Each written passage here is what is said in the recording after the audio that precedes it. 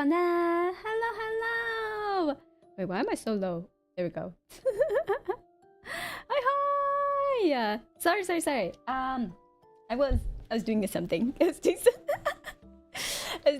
trying to see if I could do the like the whole how I usually do stuff on like Clip Studio Paint.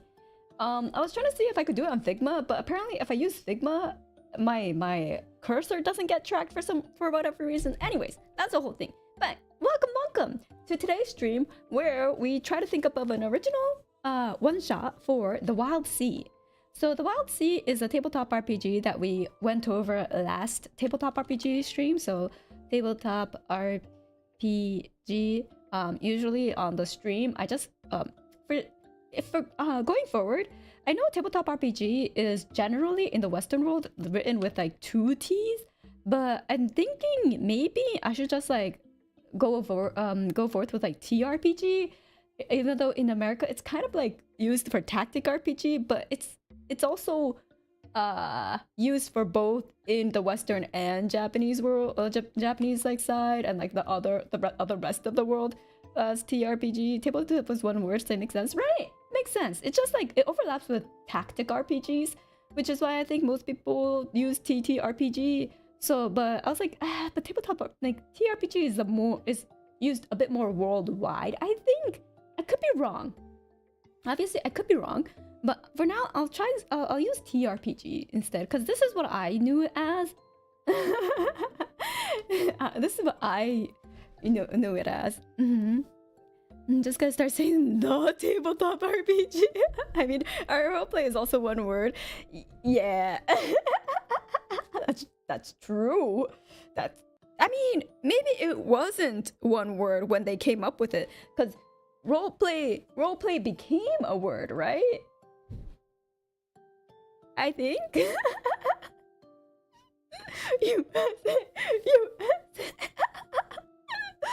Currently at home with these journey updates, so I to just move crap the usual. Don't worry. This is just a chill brainstorm session. So, for those who weren't here last time, the Wildsea is a new RPG that I've basically kind of like skimmed over the rules of with everyone. We mostly went over like the premise of it, like all the nitty-gritty in terms of like the world building, and we didn't get so much into like the rules, but it was a good introduction to the premise of the Wildsea in order for us to make like a general like timeline, like idea for a one shot, right? Don't focus a kilometer now. Tactical rocket propelled grenade. Oh my god. No.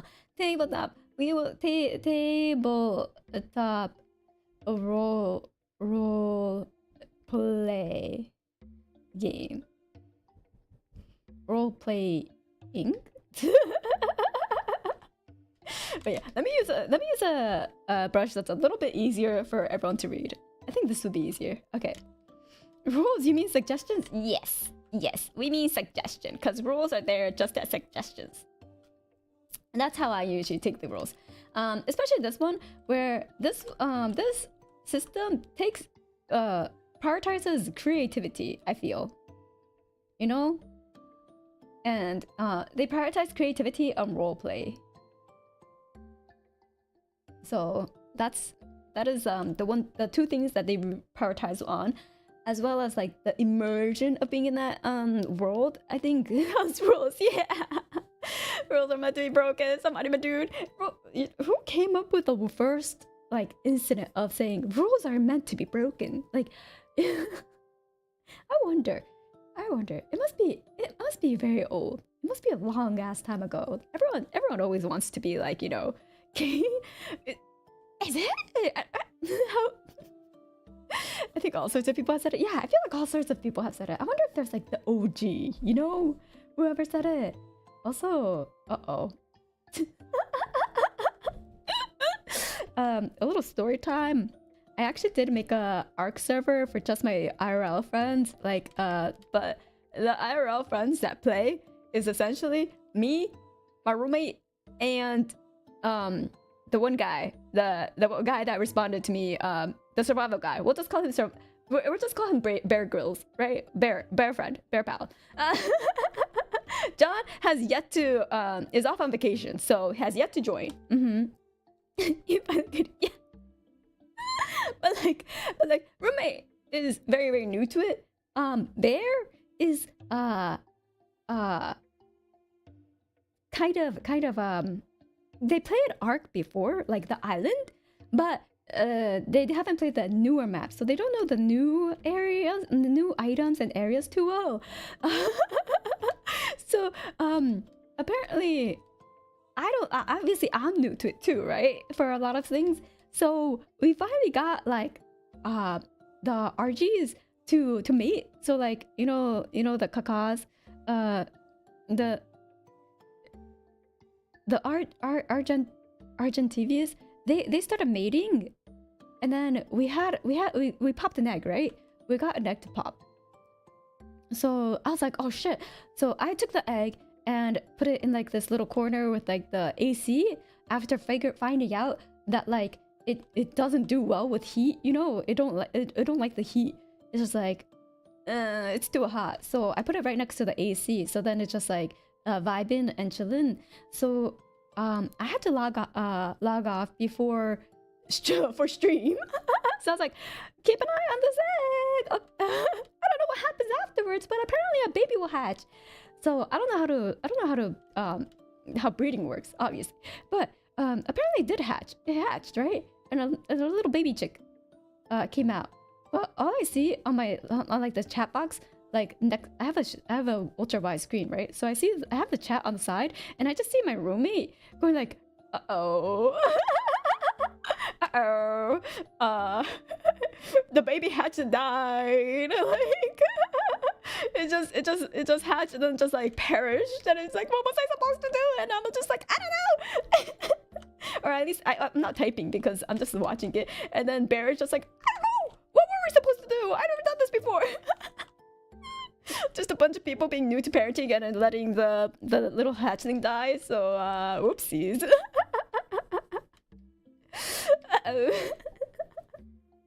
Just exploded another egg. Babies start very quickly. Max hunger starts low. Let me just type that real quick to apparently max hunger super low, so they die real quick. Okay. So just yep. Anyways, that was a little side story. That was a little side story. We're back to tabletop RPG. We're at the tabletop RPG. The real main goal of this stream is to come up with a one shot. So I'm looking at the rulebooks, and they have like little like examples of like journeys that you can like have your players embark on. So I'm gonna read through them and see if any of these like, you know, quite fit our fancy, fit the vibe that we're going for. The vibe that we're going for is what would be fun for anime girls, like VTubers, to have fun in. Yeah, so that's the vibe we're going for. Find the One Piece. Okay, I will type out all the suggestions. Okay, suggestions. I don't like this. I don't like writing in this pen. I'm picky. Suggestions. Okay, suggestions. Find the One Piece.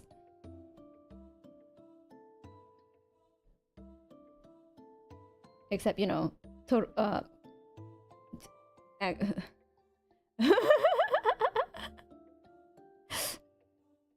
we go. You know, legally distinct. Legally distinct. Find the legally distinct OP. Yeah, exactly. And then the examples they have are racing to make a trade meeting with the impatient captain of a merchant vessel. Which I don't know. I feel like that's a little not something that anime girls would be good at. They're clumsy, you know. I don't think number one is quite good the VTubers that will be embarking on this journey. Deep water rescue. Deep water. Well, we'll put the water in quotes. Water rescue. Ooh, that might be fun too. Chasing the McMuffin. What the fuck? I'll just put it in there. Chasing the McMuffin. Is that both cap? McGruffin. Guffin. McGuffin. Yes, but what if they find an AI waifu again? What if? Wait. Let's see. The other ones that they give are cutting your way through a particularly thorny patch of the tangle. Beady-eyed squirrel watching as you stroke. Wait, what? That's the journey? Just lawn mowing? That's the journey. Lawn mow your way through as you have squirrels watching your way as you struggle. You know, okay. We'll just put that down. Lawn, mow the lawn. Mow the lawn. That would be a chill run, yeah. Hunting the famed white collar snare, a leviathan fox, too beautiful to live. Ooh, okay. I mean, I don't know about white collar. A collar snare. So, oops, wow. Snare equals hunt. Yeah, so too beautiful to live, apparently. You know, you just gotta kill them because they're too beautiful. Apparently that's what it means. Could be around a settlement, so like rescue on those little islands and I can't remember the name of. Oh yeah, rescue on the little islands, like the pit stops. Yeah, can they just work white collar jobs in this game? That's what I was thinking. I was like, is it an office worker? Are they an office worker? So Monster Hunter on water? It's not water though. Technically, it's on vegetation that's so thick and so prevalent that it feels like water. Yeah. Welcome. What's it gonna say? Okay, so exchanging fire with a marauder submersible unexpectedly risen next to you as you rested at wait. Oh, I was like, exchanging fire? Like literal fire? That's like illegal. And I was like, oh, like exchanging like pew pew, you know? Like gunfight. Like a gunfight.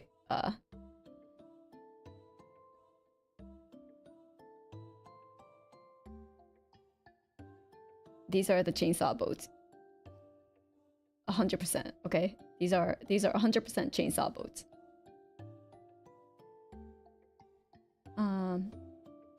Bang! Oh no! It's on fire. Wait, no, we can't have them go on fire.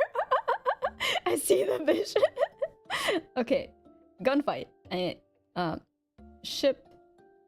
A gunfight. Yeah. That's another. That's like 3, I guess. 2, 1. Just like how Pirates 3 ended. It'll be continuation of Pirates 3, exactly. Well, you could have them on fire. Complications. They will ignite everything else on fire. Apparently, these trees are fucking laced with oil or something. Apparently, they're the crescent. It's like laced in oil. They're like extremely flammable or something. No man's land. Nah. Wait, what if we make that an actual place? No man's lawn. Just it's not no man's land. It's no man's lawn.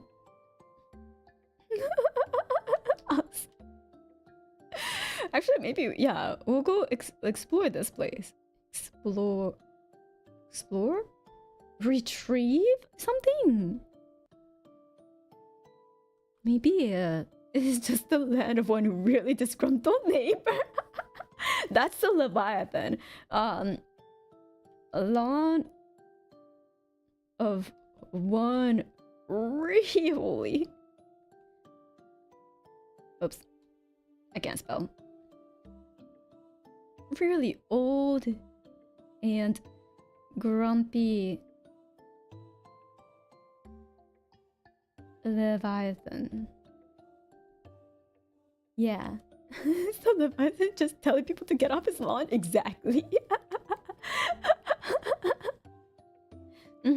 So it's a Wildsea, just a dense forest environment. I see no sea in the art. Yeah. Basically, wait, do I still have the... I mean, I should. Okay, let me give you the... Let me show you. Oops.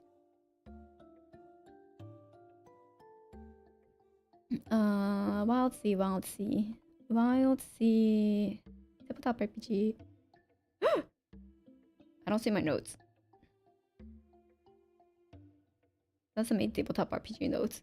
Where the fuck is my Wildsea notes? Hello?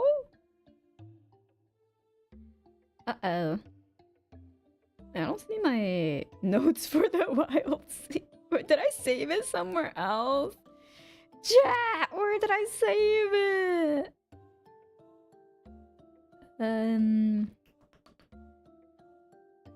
have like this... I have this folder that says Tabletop RPG. So you would think I would have saved it in the Tabletop RPG. But it's not there. It's okay. I'll find it later. But yeah. Essentially, there's like a whole vegetation that's like... Okay, so there's these trees, right? They're like one mile high. Which is... I don't know. I can't even envision that. They're like 1 mile high. And they took over the whole planet. So this is planet Earth. So just think of this as like planet Earth, right? Earth. Or it's not Earth. It's Earth. Okay? It's legally distinct Earth. It doesn't have to be Earth. It could be a different planet, but it's a green planet that got overtaken by these trees that are like mile tall. So you're just a little guy. Oh no, you're just a tiny little guy. Actually, even smaller. You're just a tiny little guy. So yeah, it's Earth. It had people in it. It had people living inside of it, or like, you know, living on the surface. You used to be here, yeah. Used to be here, and then now you became, yeah, it became the underbrush of alien trees. Or it's technically sprouted from this planet. So is it alien? I'm not sure. Did a meteor fall and that's what caused the spring? That's up to interpretation. Can we swing around on minds like monkeys? Unfortunately, there's angry leviathans that are like around here. They will eat you up. And there's like little crazy, you know, crazy monkeys too that will probably eat you, or like, you know, eat your balls off as they do. So you're living up here around this area. And there's like, you know, mountains that might have like still be up above the, like, I don't know, tree level, I guess you could say. Maybe there's like little monuments that like got brought up that's like still a little bit intact. So you're like making like trees and tents, pitching up tents here, you know, so that you're like living on there, stuff like that. Maybe there's like a you know, a roof of a stadium that got brought up by all these trees. Stuff, a little residue of humanity, little high elevation places that are like little islands now, and then everywhere else it's just lush, beautiful, dangerous, like poison-filled trees. And basically, because they're so numerous, because they're so dense, like every time a wind passes, you know, they kind of wave like the ocean. And then we have the undergrowth, yeah. So yeah, the things you know, there's monsters hidden amongst here. Yeah, stuff like that.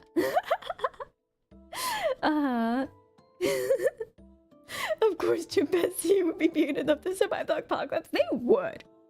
You say that I say this.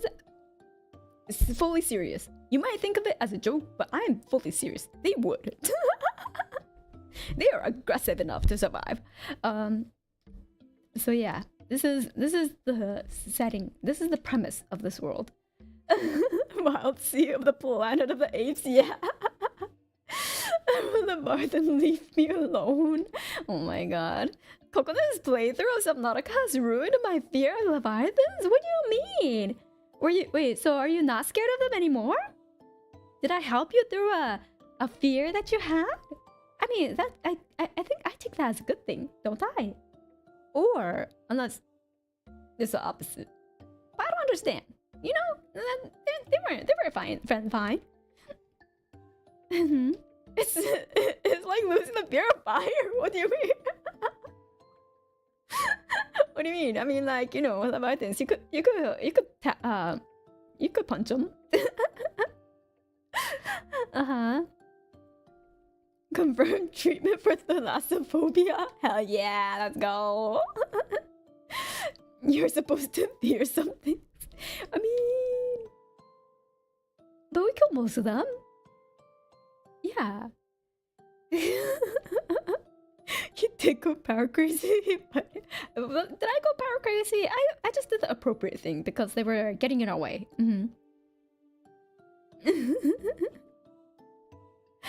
The true apex predator, is that me? Maybe we will have them fight a leviathan. Leviathan. Let's see. The fighting, although this system doesn't really like prioritize fighting too much. They do have like a system for it, but it's a little more loosey-goosey, shall we? Well, not loosey-goosey. It's like a lot of it is just like, yeah, there's room for creativity. Yeah, room for stretching the rules. Leviathan seemed like a high level. Yeah, I guess so. So maybe not a leviathan, but we could have the leviathan pop up, you know, as the grumpy, you know, old leviathan that's just like, get off my lawn, get off my lawn. Oops. My lawn.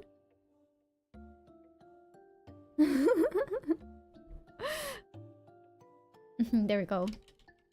Get off my lawn. And then we could have them trying to, so like this, we could make this part like no man's, oh, it's no man's lawn. And perhaps one person who was like living here, right? There's one person one person one person here, and this is the client. One person, this person is the client. The client asks the main party, you know, with their ship, they ask, could you find it? There's one of my, you know, stupid significant other. the reckless fool significant other went to no man's land because no man's lawn because they thought they were above the law and above nature and could find the riches hidden deep within this area, right? There's fucking treasure chests or something. That's what the rumors say. And you know, they were at the bottom of the bottom in their life, and so they desperately reached for that forsaken treasure in no man's lawn. And so they haven't come back for X amount of months, X amount of weeks, shall we say. Maybe months. Months would work better because it's like, you know, ship travel takes months. So X amount of months. Months. Missing. What? Missing for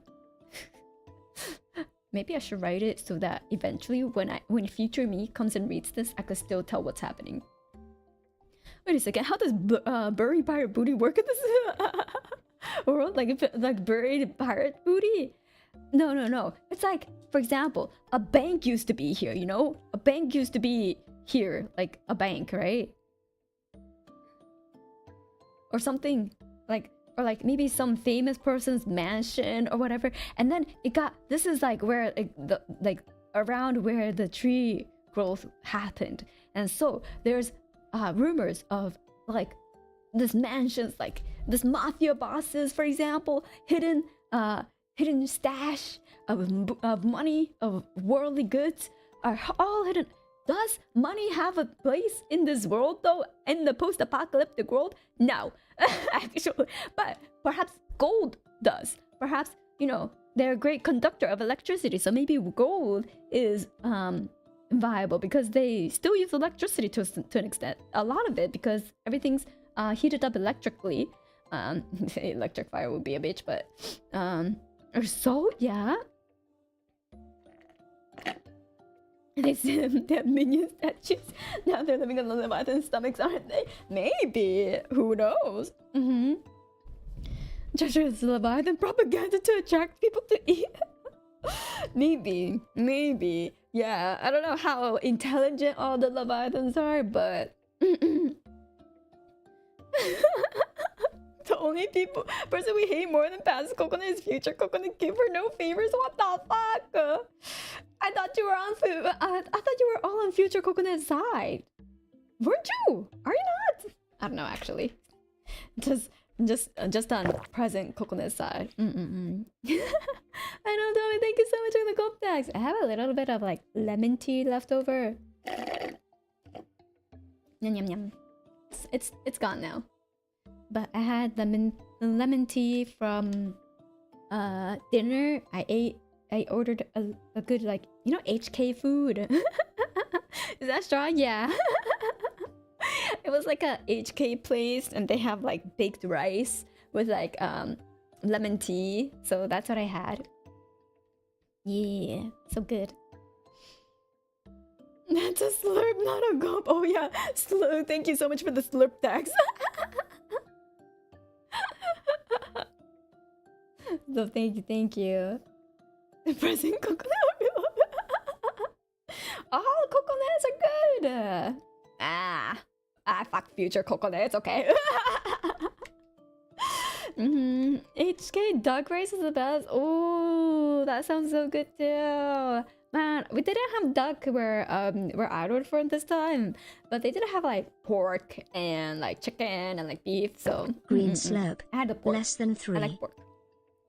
But it was mostly like the other stuff. Like it had like mushroom, tomato. Yeah, I like tomato rice. So good.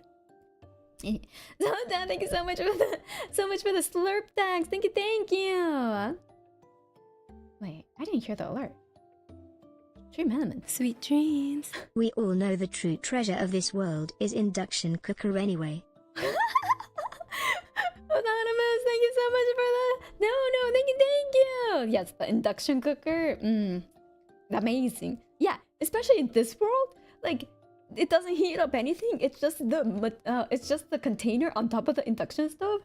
I think it's like maybe an induction induction stove manufacturer.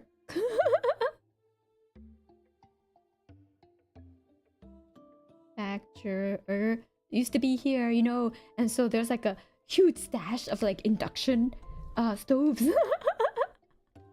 IH stoves. Maybe that's what it is. We'll figure it out. But like, I think this is a pretty good premise, right? To be like, oh my god, can you save my, you know, a foolhardy significant other? They went off on like a trip, even though I told them not to, even though I begged them not to, and they haven't come back. They ran off in the middle of the night. Okay, maybe not ran off in the middle of the night, because then it just seems like they just ran away from home. But Oh yeah, I cook strictly with lightning, nothing like a flash fried eggs. Living life on the edge, I see. Imagine not having an air fryer or room. A whole room. Jeez. And so, and then their plan is to at least find out. So then the goal will be at least like find out what happened to that significant other, and then if possible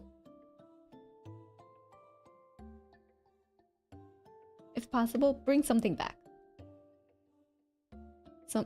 something back, whether that's something being the person, a memento, or their dead body. Wait, person alive. Mystery meat, or some mystery meat, you know? Yeah. And then, so this is a pretty good premise. I do want to make it a little bit more relevant to like this theme. Oops. Because you know how like for the D&D one shot we made it like isekai-o'd, where you basically originally were VTubers, and that's why, and then you got isekai'd over and you have this like wild magic. So I really like that. Or like in Call of Cthulhu we had like VTuber, like mythos, like eldritch beings taking over the VTubers world. I like the play on that, so that way like the VTubers who we invite to play this game will have more like an easier time like kind of going into tabletop RPG, because I feel like without any of that it feels a little difficult, because like some people may not be into like a completely original setting, right? Let them bring themselves into the role. Yeah. VTubers are naturally afraid of touching grass with pets. Exactly, and they're gonna be in a place with so much grass and greenery, so we have to make it a little bit more VTuber friendly, you know? Exactly. And that's what I do like to do that a lot with like any group of friends that I might play tabletop RPG with. Is like, what do they have in common? What do they all know? And can I incorporate it into the scenario somehow? If not, that's okay if they're all at least interested in tabletop RPG. But if they're like really, really new and may be like, oh, I don't know, but I do want to try it out at least once. Like, they're not sure if they're into tabletop RPG or if they even want to get into it. They just want to at least try once. So in that case, I try to find something that they're more comfortable with or more accustomed to knowing. So with VTubers, it could be VTubers, anime, games, maybe. Generally, these are like the these are like the main genres, shall we say. This feels like the exact opposite of VTubers. I can't think of anything. Kokone is indeed a gateway drug. What do you mean? Quest for the working air conditioner. It's true, a lot of VTubers do tend to have broken ACs. Let's see.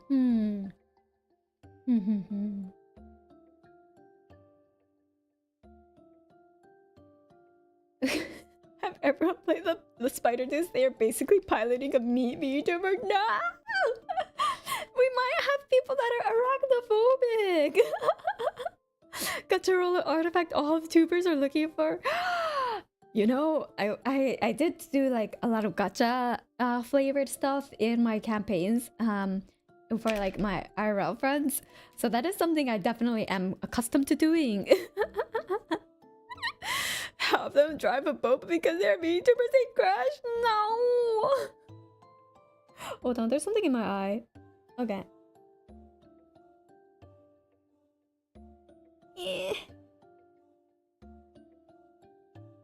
Okay. Just have them look and like collect all the flavors of gamer subs. They gotta find the right tree to make cardboard stock out of to make a TCG. What if they're not TCG players? Yeah, they could find Gashapon, use a phobia mode making a cat head. I don't know if that's better or worse. Is that better or worse? Spider person with amnesia, they think they're human afraid of spiders. Oh my god, that's such a mindfuck. Can this be shipping wars or VTubers pilot their favorite fanships and they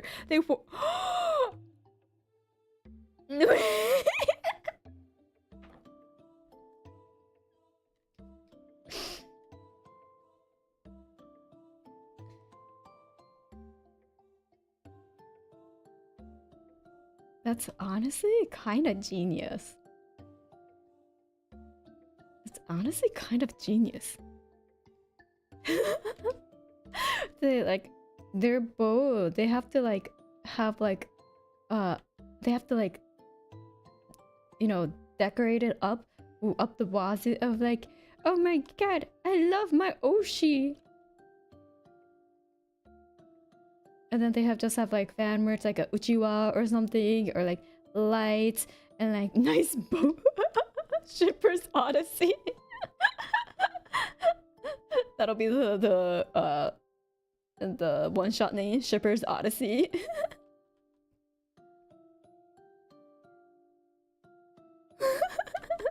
Estes Amolio, oh my god. Actual factual shipping wars, exactly. Winner gets to make a canon. Winner gets to make a canon. Oh, oh my god. What if they make a real ship girl? What if they make like on like their like mask, they have like an actual like anime ship girl. Yeah, like it's like Azur Lane. So this is like their ship. Leonova will win on the mug. Actual ship wars. But yeah, maybe. Okay, it's either OTP ships or versus or ship girls or ship girls.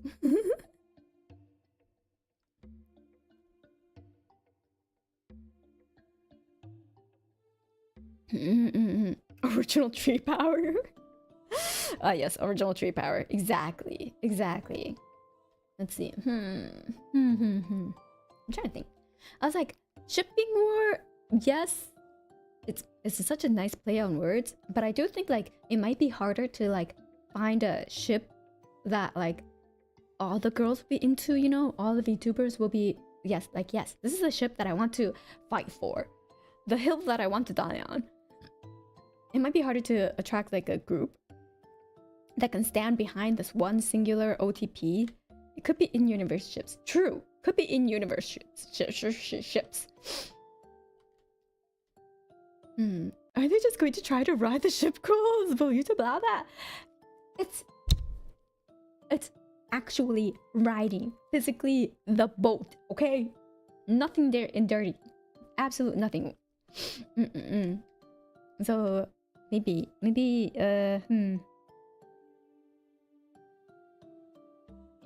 I'm trying to think. I was like, and then maybe there's like this one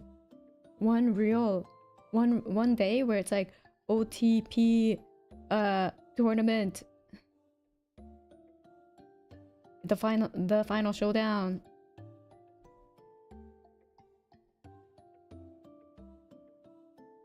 And basically there's like two judging. It's like how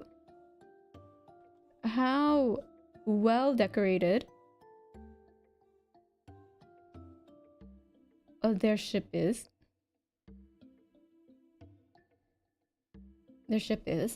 You know, and then how many other other ships have they sank? Have they sank?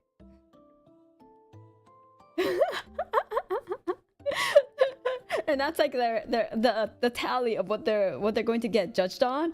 So then it's like a little event of that. Like they obviously have to have some entertainment, right? Like it's like, oh, you know, it's this apocalyptic world, everyone is like struggling to survive.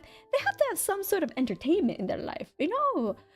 So my fellowship. Maybe just give the prize boat an actual girl that they named it after, and she could be the container of on the ship.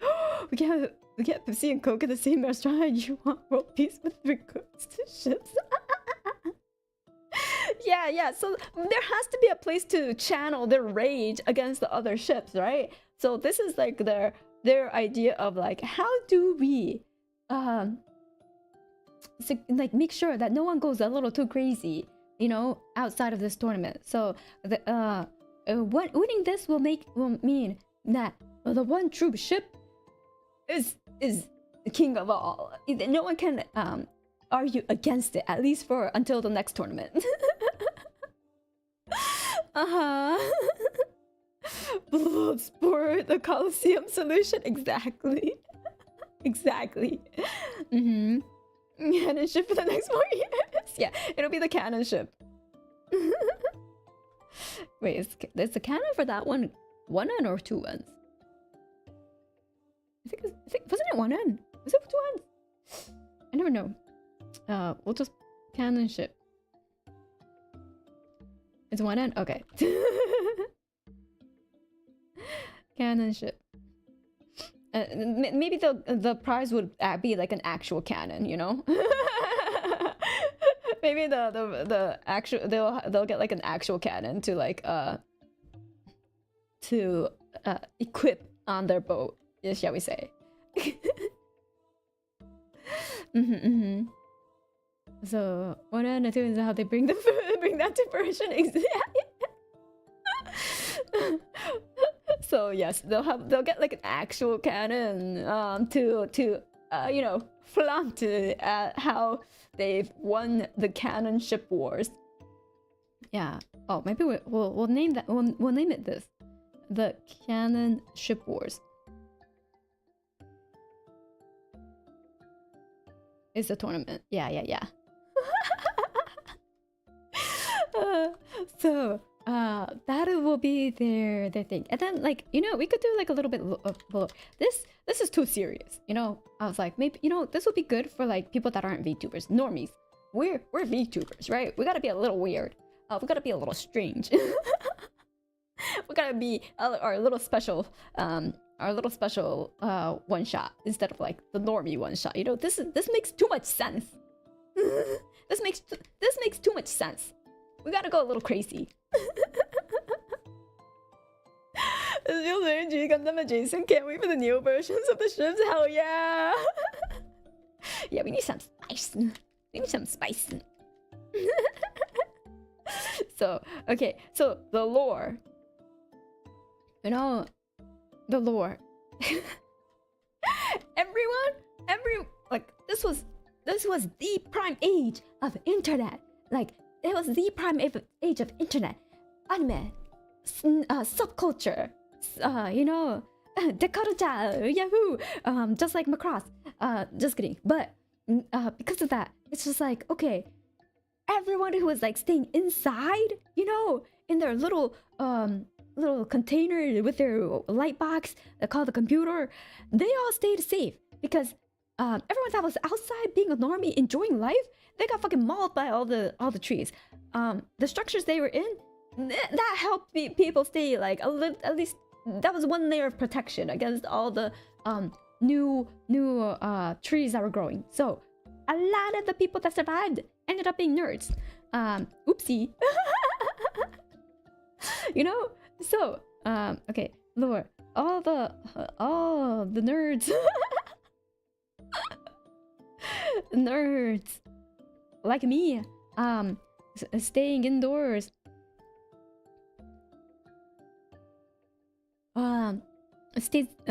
most of them, well not all, the nerds staying indoors most survived. You know, most survived.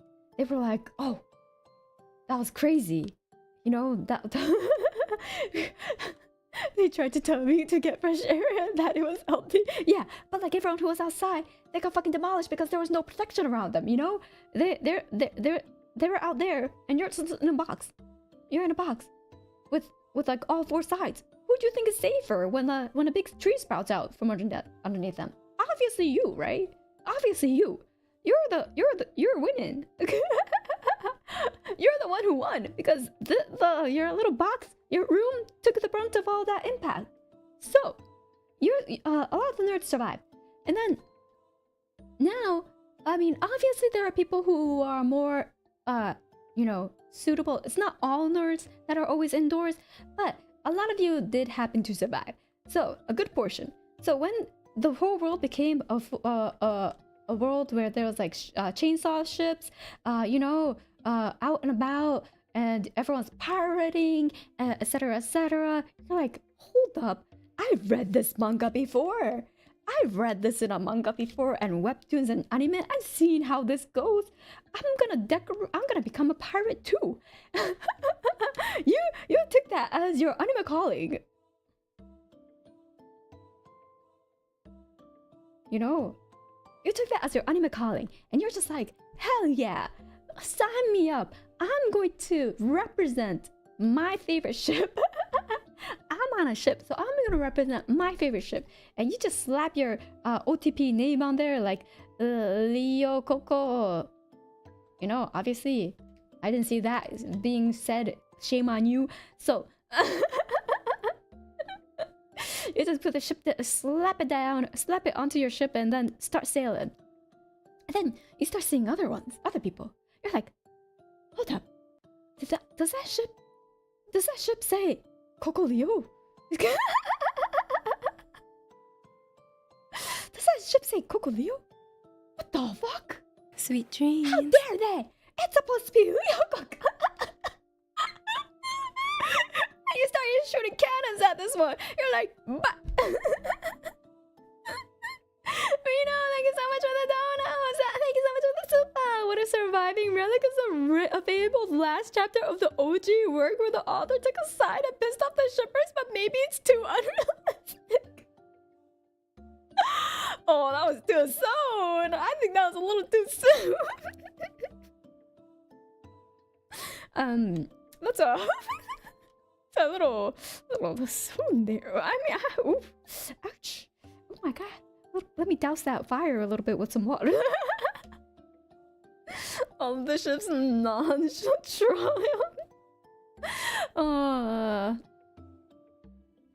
I think yes, that's a little too unrealistic, you know? That would never happen, right? People would respect the author's choice in their ship, right?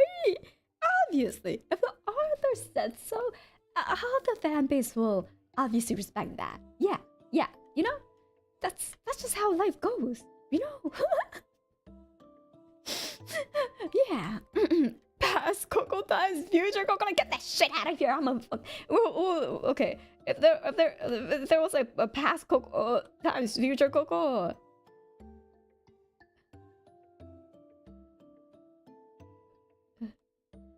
Future.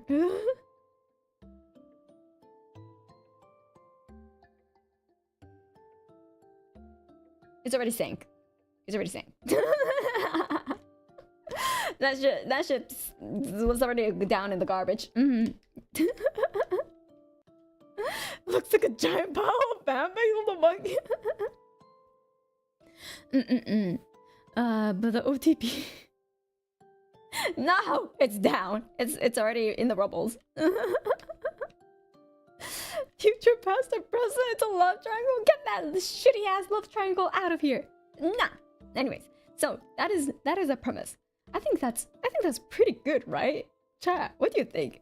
I think this canon ship war, I feel like is pretty easy for like VTubers to get on board of. I think they'll get excited for it. Like, you know, this one is just like, oh, that's pretty cool. Yeah, This one's just like, oh, hell fucking yeah, I have my OTP that I want to like fight for. Let's go. Okay, but when they say, oh, okay, that's a new scenario. If you want ABO, if you want ABO, that's a whole new scenario. That's chapter 2. This is chapter 1, okay?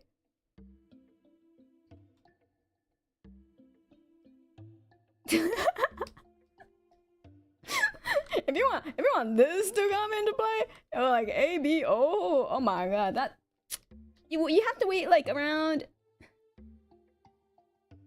like 100 years for the crescent to like kick in, and then you'll have it in real life.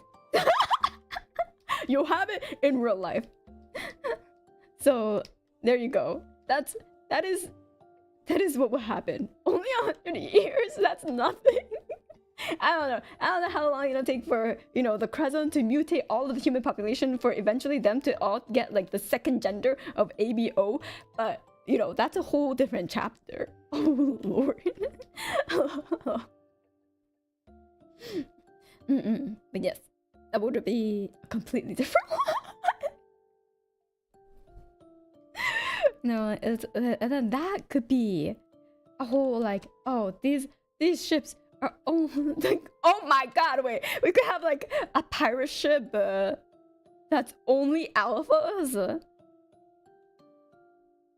that are terrorizing all the and like picking out all the omegas to like kidnap. Oh god, that's a real dystopian era. Holy shit. And then all the betas are like, oh, but we can't stand up to all the alphas. So then they just offer the omegas, and the omegas are like, no, please. God, why did this change to the omega scene?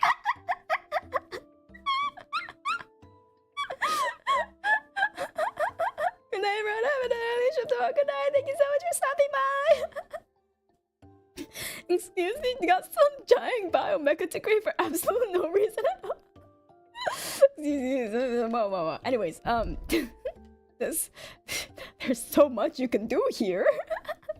There's so much you can explore here, you know? The social dynamics, the political, like, you know, oh, we should be protected the omegas, but why? They're just bringing trouble to our, you know.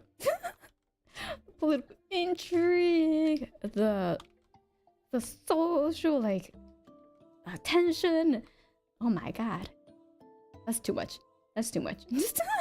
Oh yeah, many omegas get explored indeed. What the fuck?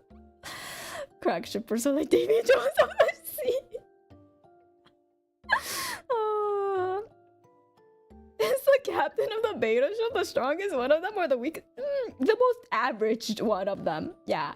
The most average of the one of them, they're like, ah yes, you are the true beta. Yeah. What a shipwreck. Oh no. Oh no, that's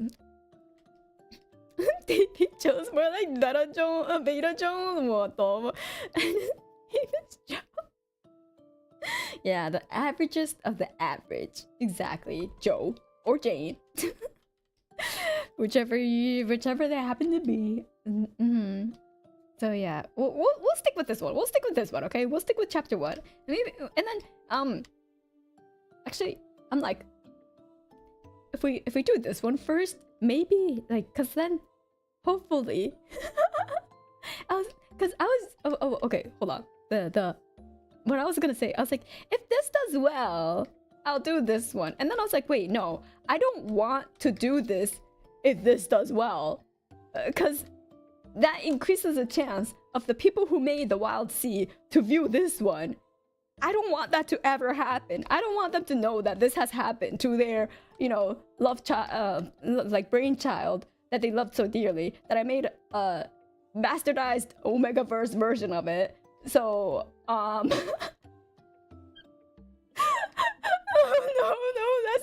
that makes it no. Before the no. Okay, no, definitely not. 100% no. 100% no. Don't tell everyone, don't worry, that's the best part. What do you mean? I could blacklisted from every single tabletop RPG like creator be like, don't let this fucking stupid ass VTuber ever to get a hold of your rulebook. Look what they did to my son. Exactly, that's what they'll say. They'll be like, what the fuck? Well, he just got wild. No. We can't do this. We gotta shut this behind like a closed door or something. Like, you know, we gotta put this away into like a. We gotta shut the door on this one.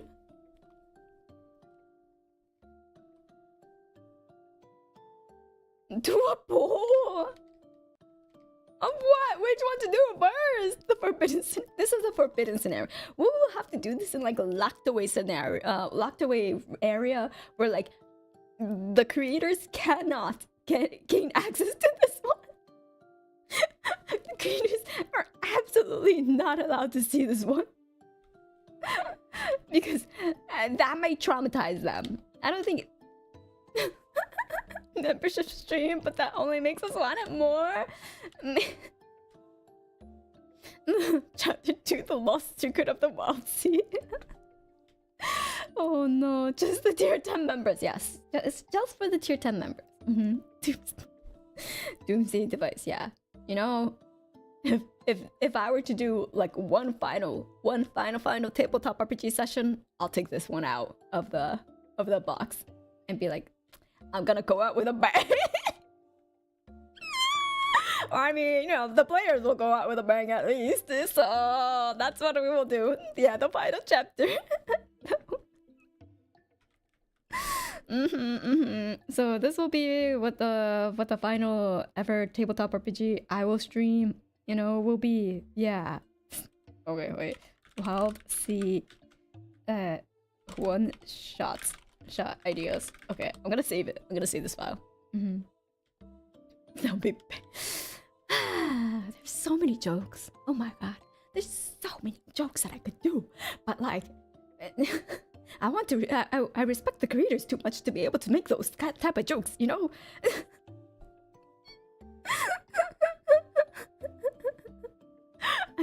I respect the creators too much to be to make these type of jokes.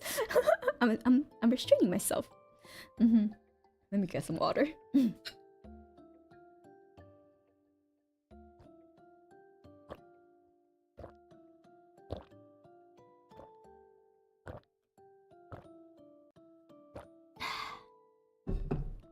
Okay. Ooh, that was a lot. You know, yeah, this one's a lot. We'll see. Mary, thank you so much for the gold tax. Thank you. Reno, thank you so much for the gold tax. Thank you. Final Toma, thank you so much for the gold tax. Thank you.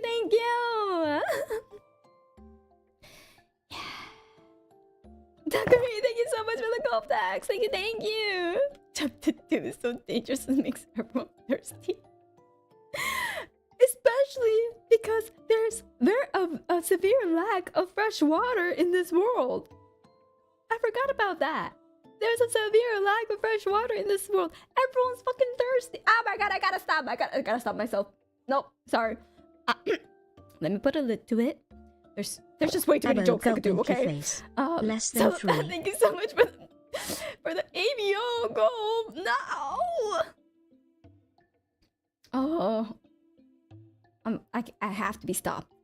I have to be stopped. Calm down, Kokone. Calm down. Okay. You can't stop cooking halfway through. It will ruin the dish. I have to stop cooking, okay? I have to.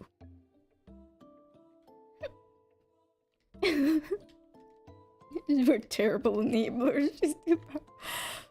Don't censor yourself. Sometimes censoring exists for a reason, okay? to protect others. Just stop being so creative. It's not me. It's a gift that keeps on giving, and like I just have to say no to these gifts, you know. So I just have to keep saying no to these ships. Anyways, I mean not gifts. No. Okay, so we're gonna do this first.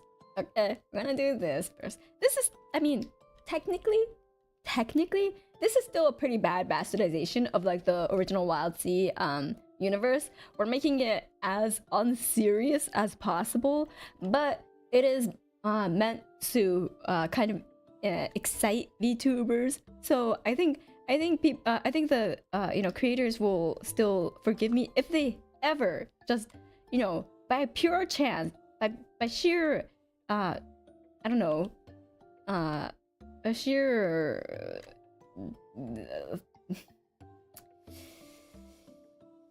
happy chance they stumble upon it and they're like, wow, a VTuber covered the Wildsea, that's crazy, and then they look at it. Maybe they will be a little bit more forgiving if it's slightly more bastardized version of their universe, But this one, I think they'll be like, what the actual fuck? So this one's like, oh, that's pretty weird, I feel like you can sneak in a Honey I Shrunk the Kids vibe into this. Yeah, And then just make your own world. Yeah, but sometimes things can be a little crazy even for someone who went, yeah, sure, go do whatever you want. They might have not expected a fucking ABO scenario out of this. So I think this is a little bit more an easier pill to swallow. Just a tiny bit. Your plan screenshotted and shipped. No! We're not gonna do that, okay? This is too dangerous. This is danger.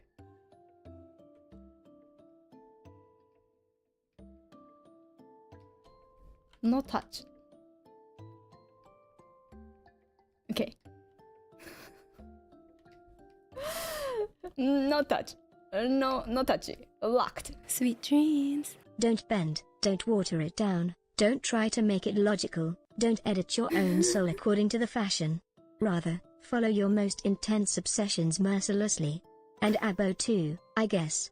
And Rice to Kokone's forbidden scenario, probably. Oh no, thank you so much for the donut. Look, I am not... ABO is not my obsession, okay? I don't read ABO. I've only read maybe 2 that my friends gave me just because it's hilarious.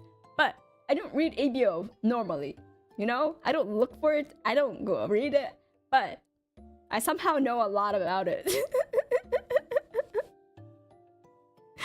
It just comes up a lot in these streets. It does somehow, for some reason. I don't know why, but for some reason I've retained a lot of knowledge of that said universe. Imagine they decide on a ship, but then at the end they splinter off into different groups, arguing over who would be the alpha and who would be. Oh my god, we can't have Mita on this ship. We're starting to notice. I mean, with the friends you keep, it's right. Yeah, and like because of the people that I'm friends with, it just comes up. Oh my god, where's the friends we make along the way? Literally though. We need more coconuts for my scenario. Wait, what? Oh, wow.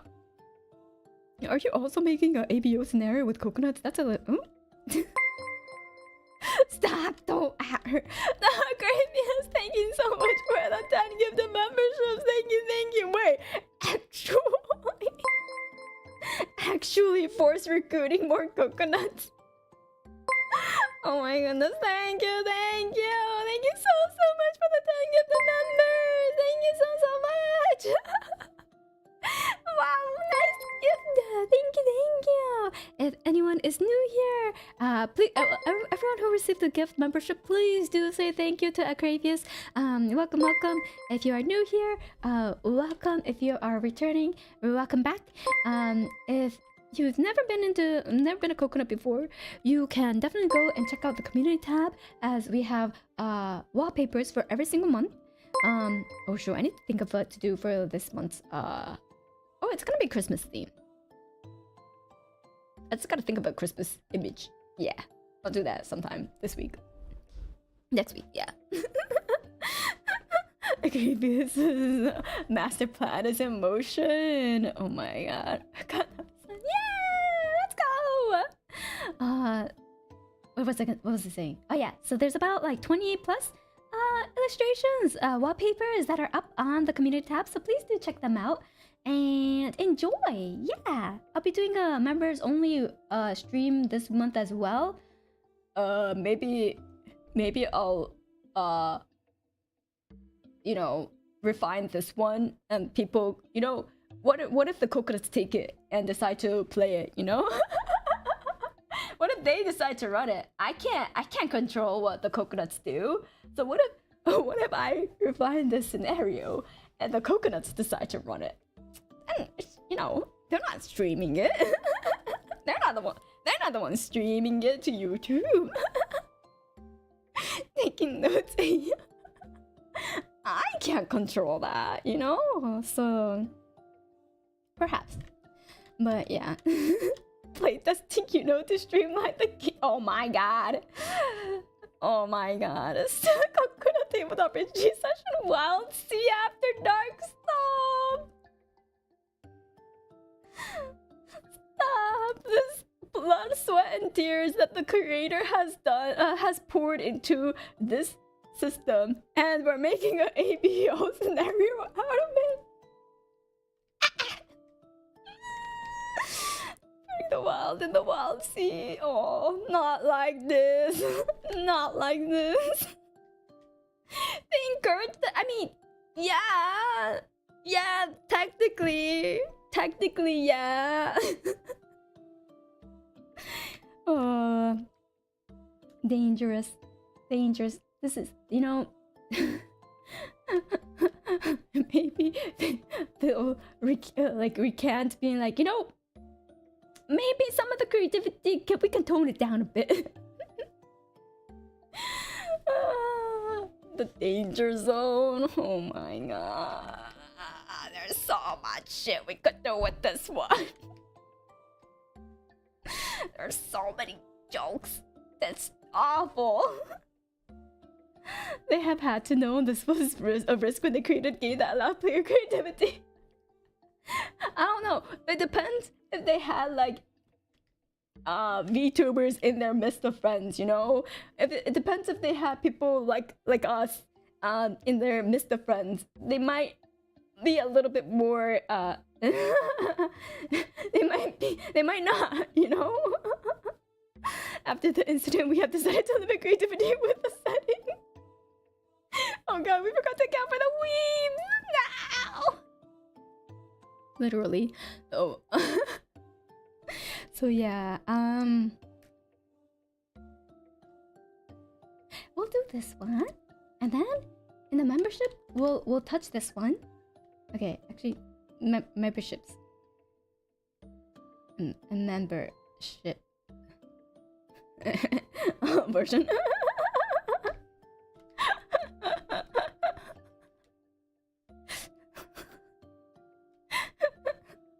So yeah, creative TNT that would be used for mining.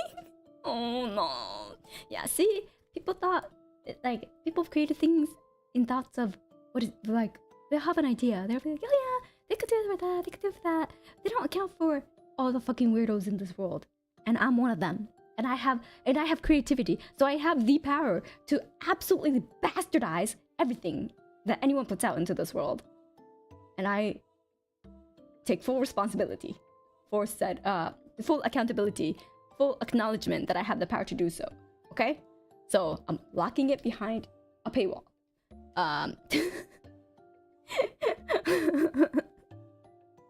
Would it be touch scenarios of membership? Oh my god. So yeah, I mean like, okay, it's okay. My brain can go a lot of places, and it sure did for this one. But we're just gonna put that off to the side. Yeah. Yeah, I could draw you Pregante. Don't test me. Don't test me, okay? Actually, there's like a trend on Twitter that was happening, and it got I think it was like created by DK, like started by DK. Drawing her, like, but no, it was drawn by someone else. I forgot which one. Of them being not naked. Sorry, pregnant. Yeah, there was a Bragante thread. I was like, what the? Interesting. Don't threaten me with a good time. Oh my god, please. Yeah, I was like, huh. I wonder if I'm missing like what caused that. You know what? Oh wait, no. Didn't Elia start it? I think it started with Elia. Stella. I think so.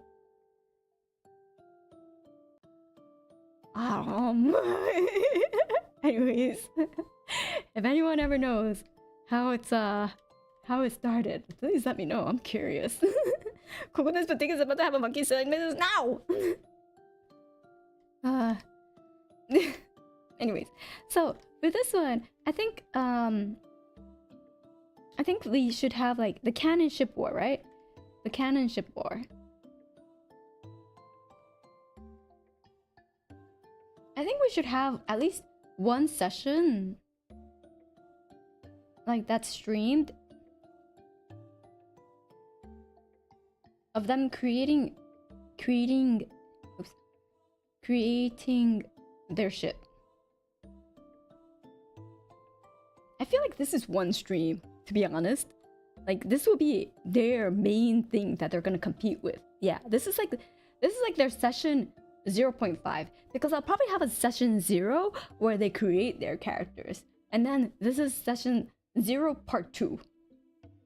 Yeah, I feel like the character create might possibly be a little too short for one stream, but this one I feel like will take a full 3 hours at least. Excuse me.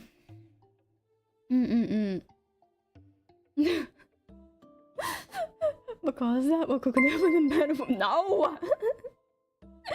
I think she started it. The last that I saw and thought it was Bonnie. Oh my god. The ship is shipping very much per continent. Maybe those who dodged for weeks will accept since the way was cleared. Oh, maybe. Maybe. Oh my god. Thank you, Manolo, for the market memberships. Thank you. Still doesn't want to target those. Oh, it's okay. Thank you so much for trying. Thank you. I really appreciate it. Thank you so much. I hope those who did get the membership do appreciate it though. Mimi, thank you so much for the month gift membership. Oh my god, Therapy, thank you so much for the month gift membership. Thank you, Mimi and Therapy. Thank you so much. Holy moly, thank you. So many coconuts. Oh man, I kind of want to make it so that like when like we get memberships that like coconuts fall from the sky. That'd be so nice. I wonder if I could do that. I'm trying to think. Will I be able to do that? I don't know. I'll look into it. Thank you. Welcome new members. Welcome to Walls are running out of space. Now get out of the walls. That means you're in. That means get out of the walls. Okay. That would be adorable, right? That would be a lot of green coconuts. Yeah. I'll look into it. I think. Maybe I might be able to. I'm not sure.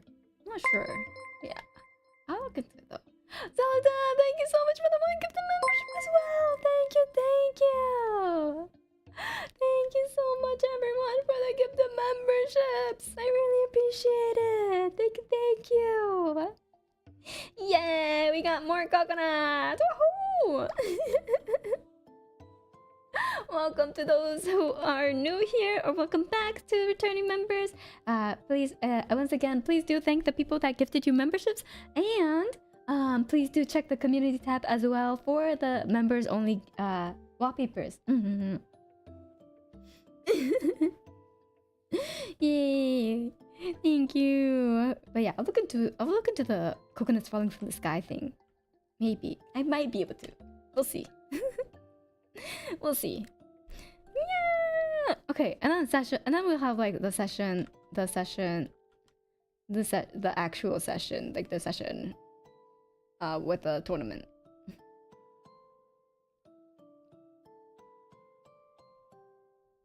So, how should we make the scoring system? Scoring system. You know, obviously, every ship they sink. Ship they sink. A certain amount of points, right? And then maybe the whatever damage ships they damage.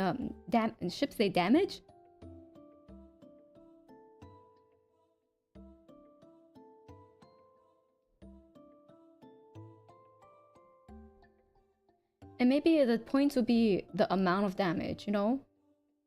That they do. 69 is a top square part.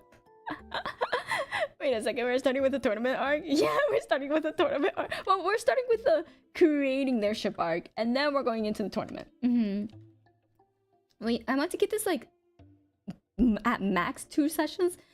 Just because like the thing with like VTubers is that it's really hard to get people to be aligned for like more than like 2 like time in like instances of time. Like the character create, I could get them to like, you know, do it one like off of like text, or like so they could talk to each other about it beforehand, and then I'll have the session of like creating their character with them individually, so they don't have to be all on at the same time.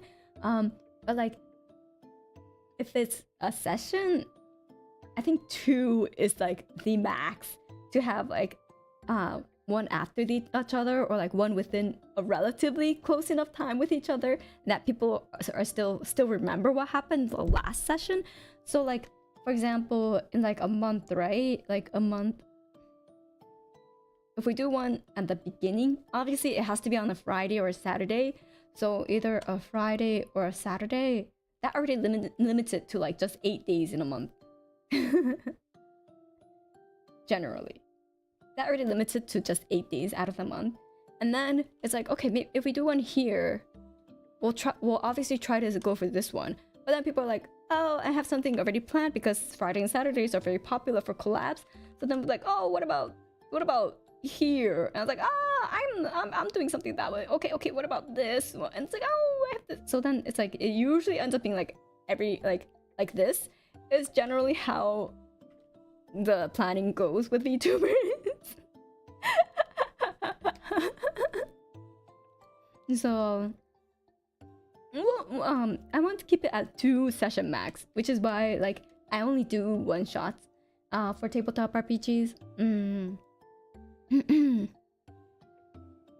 Oh, for your reference, I posted a VTuber in Discord that has a mascot fall from the sky from members. Oh, thank you. I'll look into that and see if they list anywhere what they use. But I think I was gonna say, if it's on Twitch, it's easier. But if it's on YouTube, I'm not quite sure. I know how to do it on Twitch. I've seen options for it on Twitch, but I'm not sure about YouTube. I'll double check if it's YouTube VTuber who does it. The VTubers King plan. We plan so much, and we have to plan so much, and that's why you will see VTubers who fuck up their plan, because there's so much to like try to juggle. It's not that like, yeah, some people might be bad at scheduling, like I might be bad at scheduling, but like there's just so much we have to be like conscious about, that's just like, fuck. Things are definitely gonna go awry, like things are definitely gonna get missed or like late or something, and we do, like, everyone does their best. Unfortunately, that best may fall short compared to the average person. VTubers do more than planned. Oh man, you do not know all the shit that like VTubers have to do to like make a collab work.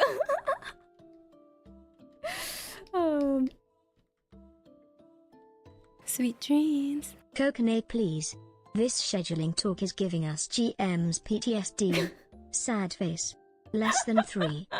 No, thank you so much for the donor. I'm sorry for the GM's PTSD. I'm sorry, but like it's worth when you're doing it with VTubers.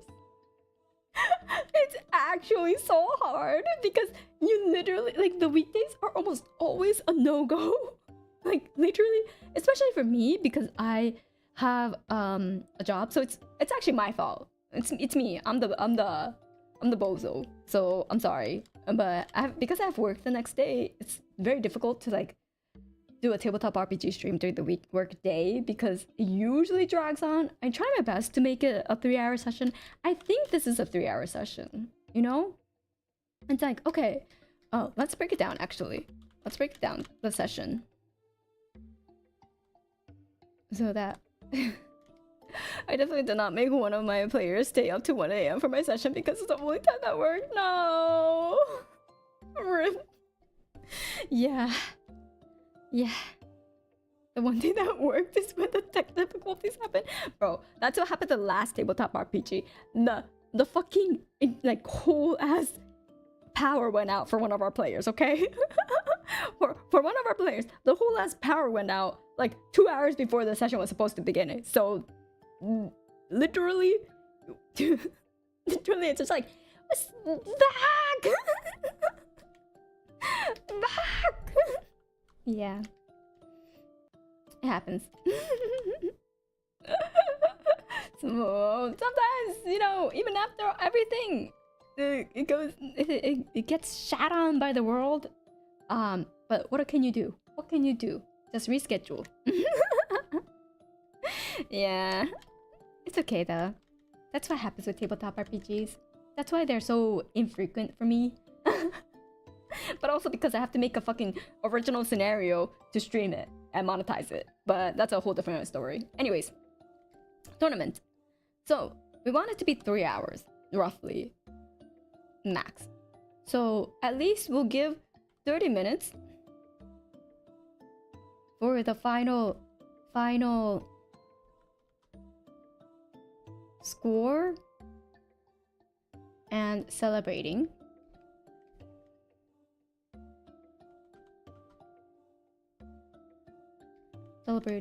And the goodbyes.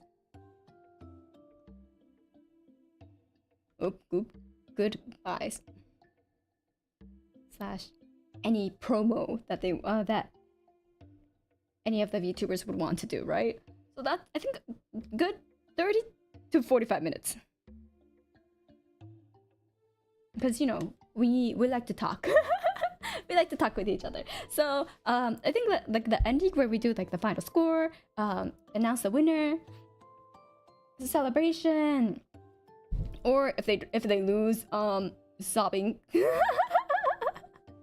If they lose, sobbing. But it doesn't always have to be celebration because maybe they didn't win. That's completely possible.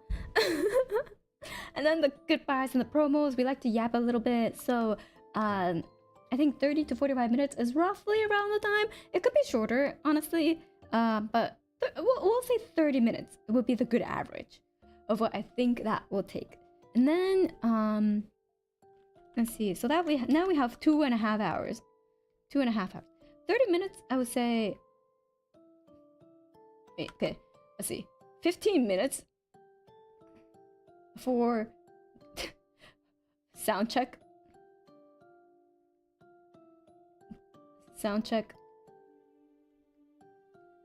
Intros, and premise. Laying down the premise of the scenario. Yeah. Okay, let me put this all a little lower.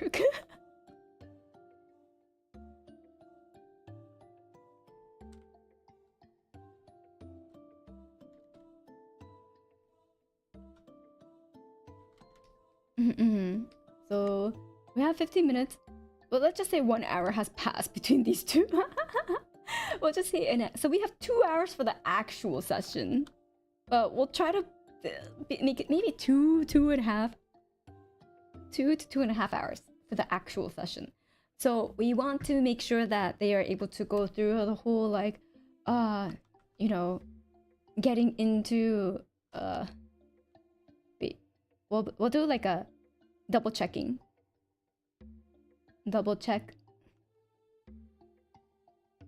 and prep time for the in the scenario. Prep the crew, ship crew, and then they go into battle, right? Go into the arena. And so that will take maybe like 15 minutes, and then I want them to, that will leave them up to like 2 hours to go through the whole thing. So what's a good amount of ships to put into this arena? I think if they want to do like a full battle with one, like beat them up, like actually pulverize a ship from 100% health to 0, they'll only have one time for like one full ship to sink, or maybe 1 to 2. I think they could fully knock out 1 to 2 ships. Is probably the idea. And then I also, the thing is, I don't want this scenario to be 100% battling, so I want to put like more parts into this. I'm like,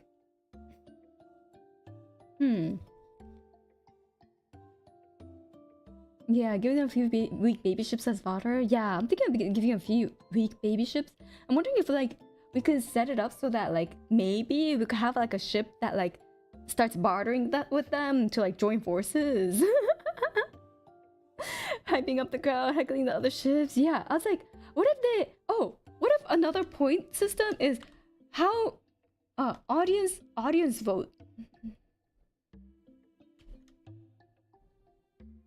You know, so that way it's like how many of, yeah, it's like how many ships have you converted, A, and how many of the audience have you converted? Ships they damage versus ships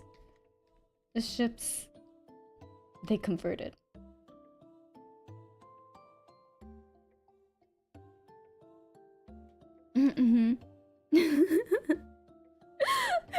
So it's like, okay, that way it doesn't have to be all battle, you know? I don't want it to be all battle. Yeah. Audience votes 50-50 for the meme, obviously. Because every time we give, any VTuber gives like I don't know, a poll, like with 1 or 2 options, like 2 options, it's always a 50-50. 100% always a 50-50. Doesn't matter what you're asking, doesn't matter what it is, it's almost always 50-50. But anyways. Hello, welcome. So okay, how many ships have they sank? How many ships have they damaged versus the audience vote and ships they converted? I want this like maybe maybe we'll put it into like which order we'll order them. Yeah. Let's see. Let me make a new thing here. Put this here and do like a.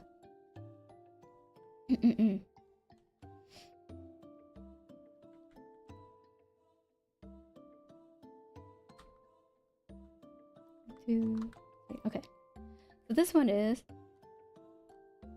Oops.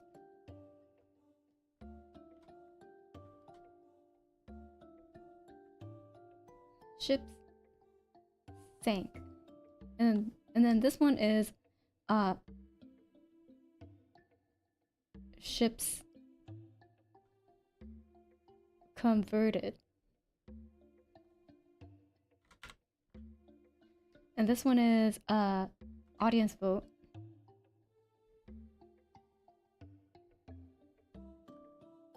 And then this one is, I think for ships sank, instead of ships sank, we'll just make it damage done on ships. Ships damaged. We'll just keep it as ships damaged, like whether you sank it or not. Because then we could prevent like sniping, right? Ships damaged. And then we'll just count the damage that they did, instead of like them trying to like snipe any ships that are like I don't know, kind of on their last leg, and they just like whoop.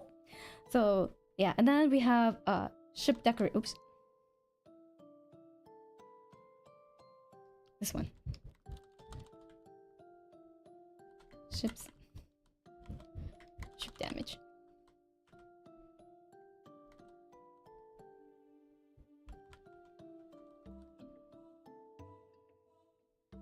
And then for this one, we'll do ship decoration.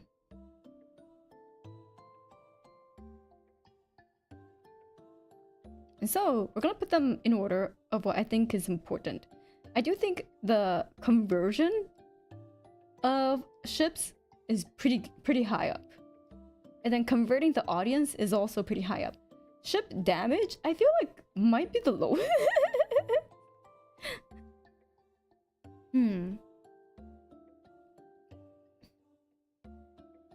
Are you trying to use a mostly story-based game instead of the mostly battle-focused game?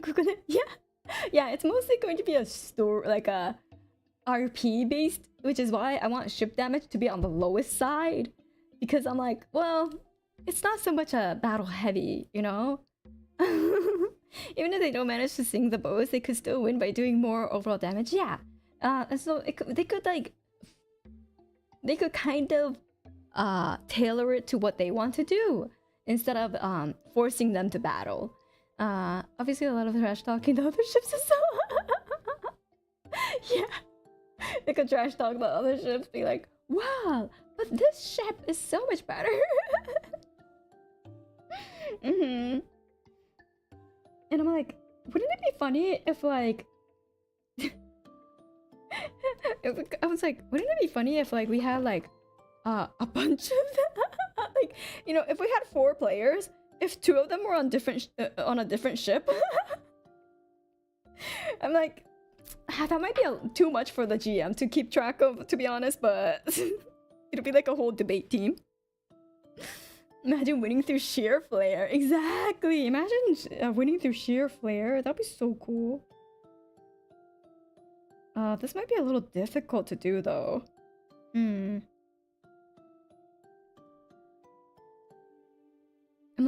I'm thinking about it and I'm like, this might be difficult to do with just a single GM. I'm like, what if we scratch this part and instead have them go on a reconnaissance. I can't spell reconnaissance. A recon mission first, and see how much people they can convert before.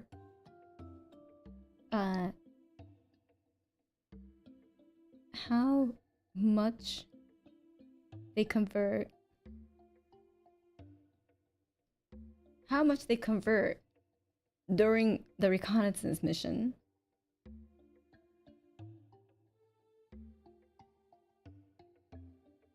I'm like, wait, what if I might have to actually split this up into like 2 full sessions.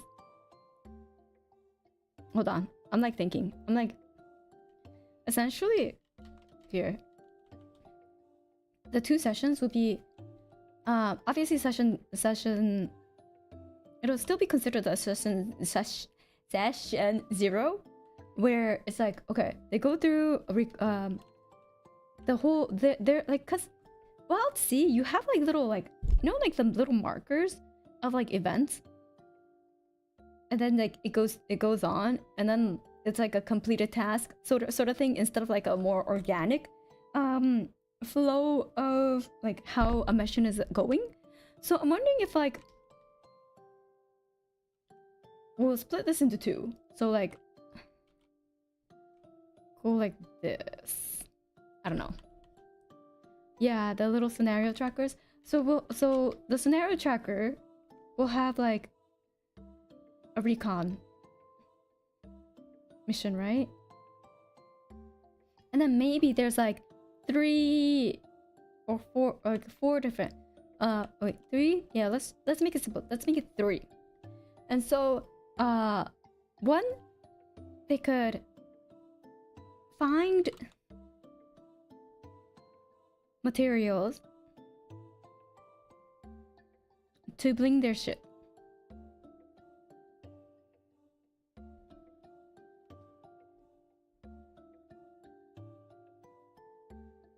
Like, I think there'll be like a base level of ship design that they do. I think that's something that we should do. But I was like, what if we do a little session, kind of gameplay intro, during the session 1, where they find materials to bling their ship. So that way, it helps them with their, I don't know, decorating, and adds points to their ship like decoration, right? So that's one thing. Also, I might change the ship decoration to like this. Yeah. You gotta make that itasha. Yeah. So it's like itasha. Yeah. So like it's a ship, right? So they have to have materials to like bling it up. So maybe one of their recon mission is to find materials to bling their ship, and so they could go to ship mission, and so they could find go to like 3 different places and look around, and then depending on that they'll have like a success or no success, or like a success, and depending on that, like they'll have that will be the total mats that they have, and then that's their session 0. So they get used to like this scenario tracking type of thing, while still getting to know each other and like agreeing or disagreeing on how to make their ship. And then the session 1, the actual one-shot session, actual session,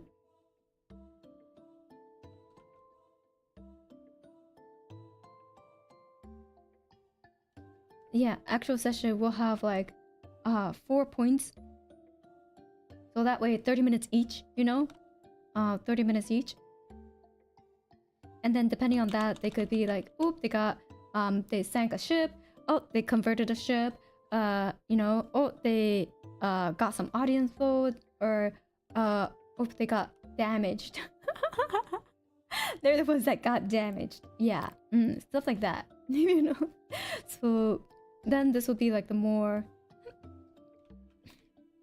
and then we can split it up into actually work with the game system. This be all in one stream. I think no, session 0 and the actual session, so it's like 2 sessions. So one of them is more focused on like the ship building and the ship ship collecting, and then the actual session will be the you know, how it all goes down. So it's like, oh no, these VTubers didn't manage to get enough materials to decorate their ship. What will happen in their actual tournament? Tune in next time to find out. So, Akibara. Akibara to bling it. Oh my god, if they find Neo Akihabara or like the ancient old relics of the original Akihabara, that'd be so fun. I'll add that to like the ideas of like what they could find. Oops. You know,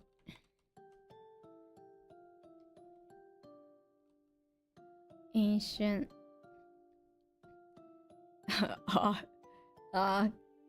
K Bara. Yeah, totally not Akihabara. I hope they find an anime figure and argue it belongs to the museum. Oh my god. One of the items that they find is yeah, like a full-size like replica anime figure that is one of their Oshis.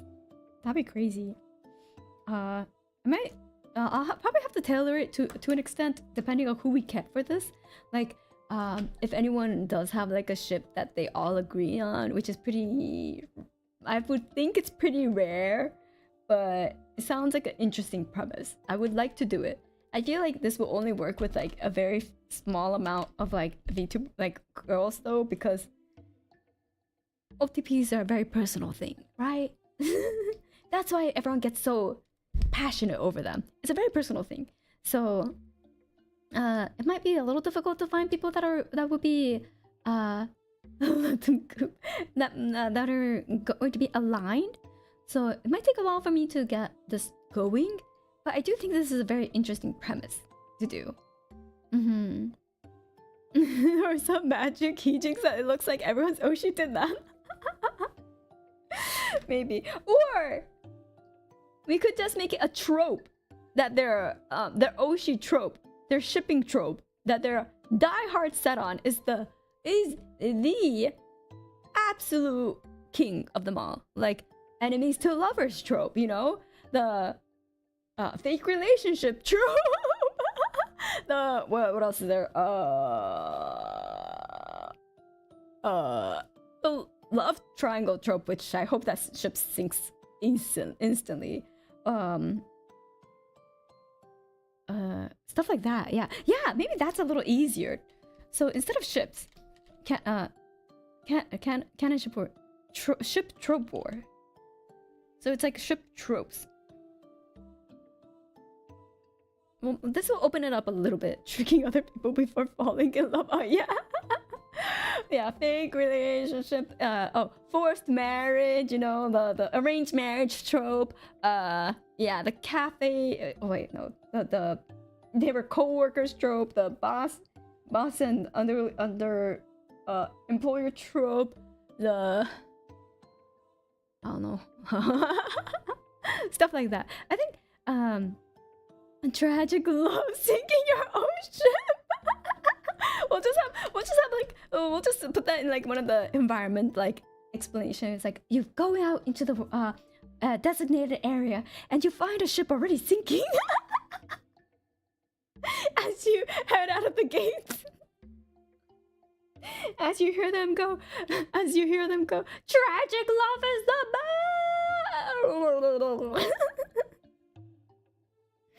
You know? It's like, and then one dies. One of them dies. It's like, oh, well, that ship has sunk immediately. Well, oopsies. That could be a little perfect.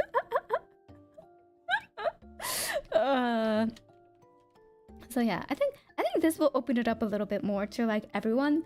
So that way, it's like, oh, I really like enemy. Like, oh, I just say enemies to lovers because that's the one that Mita always says, and I'm like, sure, go off, queen, because I'm pretty stoic about like romance.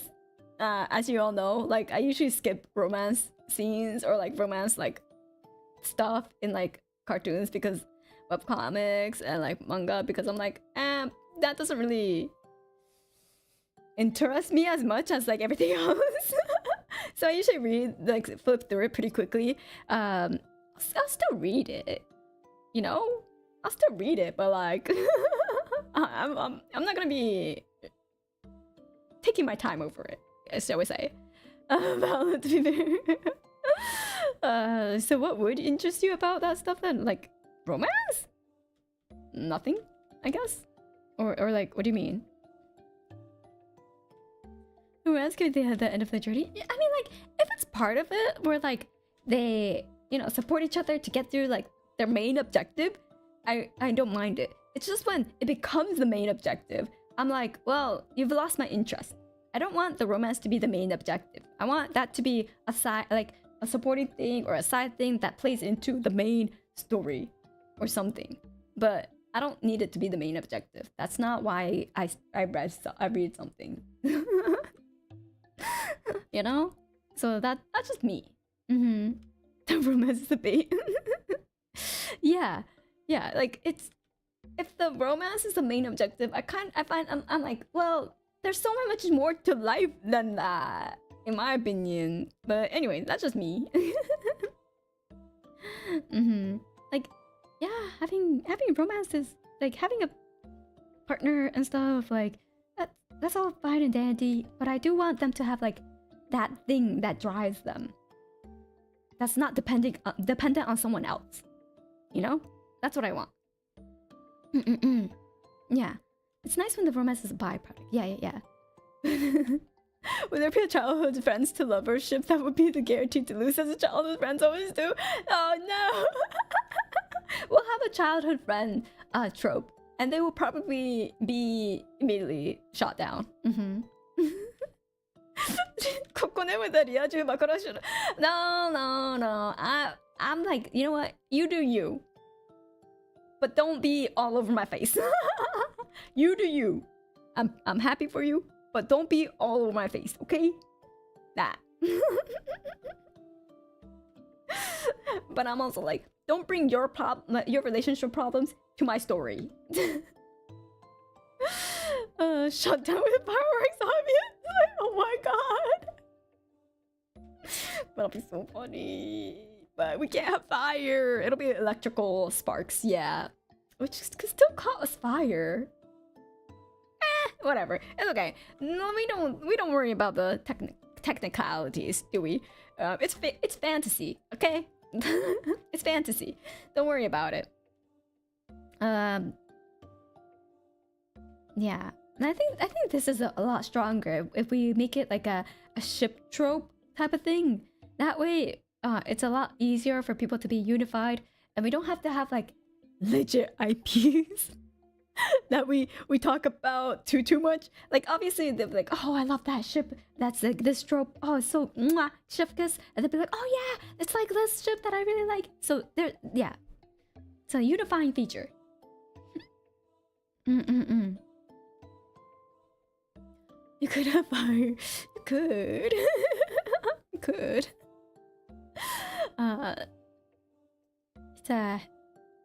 It's a thing. Yeah, we could. What's the point of endlessly burning trees if you don't have an oops? Oopsie. Don't have an oopsie book. Okay. I'll have to read through the whole rulebook just to make sure that this works. But I do think from what I've read, this will be good. This will do well with the premise and the... I mean... you know... This will fit into the story theme. This will fit into the system, like how it works. Yeah, right.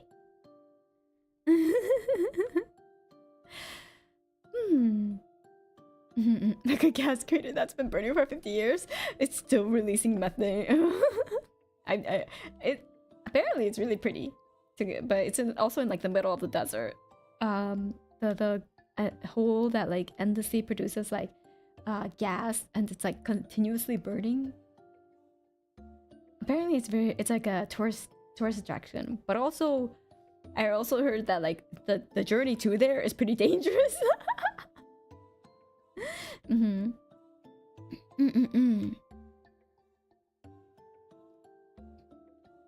kind of computer are you using to draw and write? The computer I'm using is just a normal computer that I built. It's just a PC with like a 3070 GPU, i7 core. Now I have how much? 64 gig. Yeah, 64 gigabytes of RAM, and that's like the main things. But like for like the program that I'm using, it's Clip Studio Paint, and I'm using a Cintiq, a 16-inch Cintiq Pro. Sasuga. I was like, do I want 128? I mean, do I want 128 gigabytes of RAM? That's a little overkill. But I was like, do I want to upgrade my GPU? It's only been 2 years, so I was like, nah, it's fine. They have one in Pennsylvania too, really? Oh, I didn't know that. It's a Cintiq, okay? Why can't I write? Hello? Oh, Cintiq. Cintiq Pro. Wait, is it Cintiq? No, it's just a Cintiq. Not a Cintiq Pro. You know, the 17-inch Cintiq Pro though is so nice. I'm like, before that, I was like, Cintiqs, they're all pretty much the same, whatever. They're nothing, like, you know, I don't need to upgrade or anything. But the Cintiq 17-inch Pro is the one time I was like, oh fuck, do I want to upgrade?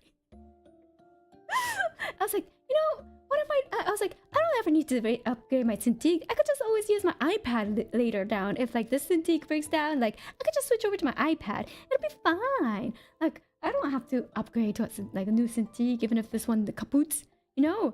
But then I saw the 17-inch Pro, and I'm like, that was nice. That is nice. So essentially, like, okay, I don't know who thought this was a good idea, but the like the 16-inch and like every previous like Cintiq before that, their pen holders, like this one has like a little fabric tab that like you could like switch between like the left side or the right side, and then you have to slot your pen right in here like this. Like who slots their pen in to a fabric tab that you have to open up because it doesn't stay like fully open, right? It like closes up obviously because it's fabric. You just have to like if you just slide it down, you'll just miss it. So you have to be like slowly, carefully, like actually needling it in, and then just being like, okay, there it is, there. Or it's like one of these like this one pissed me off so much because I used it for like work. Like it was like it's like this thing. It's like this little piece of plastic that's like this. So this is like the other one that like I think the 22-inch and the 24-inch has, and the idea behind it is you either slot it in like this, or you could flip it over like this and put it up on the top and put your pen in like this, right? So you're like, oh cool, I'll try that. It fucking falls off, and if even like the gentlest breeze, you're gonna be like, and it'll just like fall over immediately. Just useless. So you just always have to be like, okay, let me slide it in through here, and then that also falls out because it's shit both ways. It can't do either of them well because it tried to do both, and now it's shit both ways. So both ways, it's a shit idea. So I never use this shit. Absolute worthless. And then they have like obviously the stand, right? Which you also put down like this. And so honestly, it's okay, but also it still topples over pretty easily. It's like a little I mean, like this part is heavy. It contains all the pen nibs inside. Yeah, that part's cool, but also it's just like, well, it's always hiding behind my Cintiq. So I never use this one as well. Now the Cintiq Pro 17-inch Pro, or like I think the new Pro line, they have a little like fully plastic like case that you could like screw onto one side, like these sides, right? You could screw it on, and basically it's like a little container like this with like a little divot in here. So that way you could just plop your pen in and it stays there. And you could tighten it so it doesn't like wobble around. Or if you want, you could just like loosen it, tilt the angle like this way or like this way, any angle you want, and then it'll just be perfectly. You could just plop your pen in there, forget about it, go have a drink, come back, pick it up without having to like look at it. So you're just like, oh my god, they finally, after years, finally figured out what people want to do with their pens. They just want a simple place where they could just plop it down. It's a hole made for that pen. That's what it is. That's what it is. They finally cracked the code. They realized people don't want these fancy stuff. They just want a hole for the stylus that fits it snugly or like perfect enough so that it doesn't roll off, doesn't get knocked over. It just snug. They cracked the code. And then inside of here, you could open it because there's like a plastic lid. Inside is where you have the modular pen pieces. Because like the pen piece, you could put like it's a modular, so you could have like a thick one or like a skinny one or like a weight inside. Like there's like a weight, golden like rod weight that you could like slot in, and like all those like pieces that you're not using goes in there, as well as the extra nibs. You know? Yeah. In fact, you could say any holes are cool. Oh my god, back to Tab Galaxy Tab Arrow Stylus. It's like you don't understand. No, like this flimsy ass fabric tab makes me so mad. Who the fuck uses this? But anyways, that's a whole rant. But yeah, so it fits all of those in here. One thing, and then from the side, if you look at it from the side, also the edges very minimal. no extra buttons, no wasted real estate. Like it's very, very small compared to the other ones. Like compared to the previous like iterations. Obviously, there are like Huion or like XP Pen that have thinner bevels around the monitor. It's not the thinnest, but it's much thinner than what the previous iterations have been so far.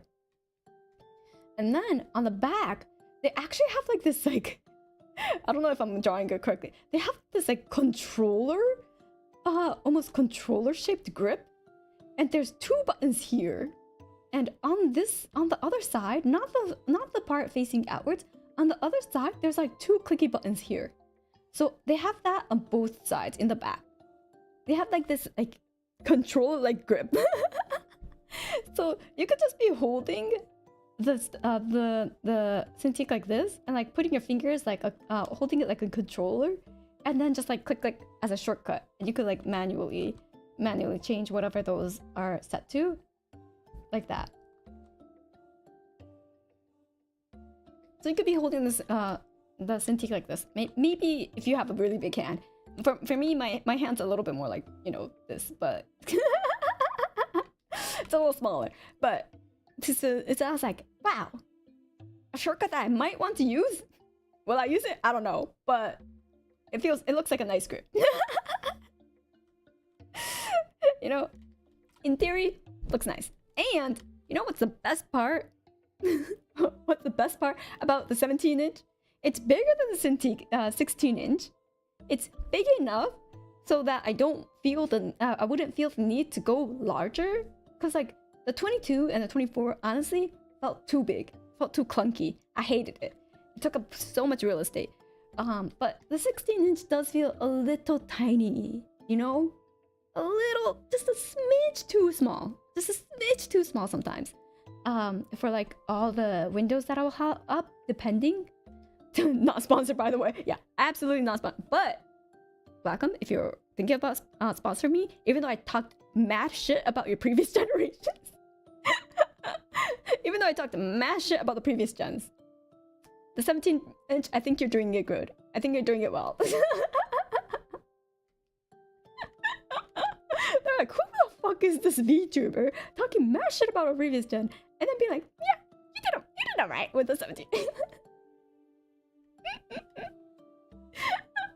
I'm just kidding.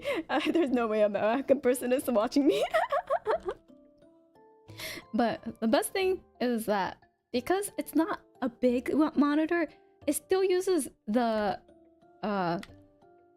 compatible monitor arm hole locations. The 16-inch does too, but the 22 and 24-inch, like the new ones, you need like a actual bracket that's like what, $100. I'm like, I'm not spending $100 on a fucking custom bracket just for a Wacom. You never know. I hope not. I mean, I hope they're not gonna be watching you know, Wildsea scenario planning session and expect like a Wacom talk to happen. Anyways, back to the original, the Wildseas. As we did like a very big sidetrack. I apologize. We're back.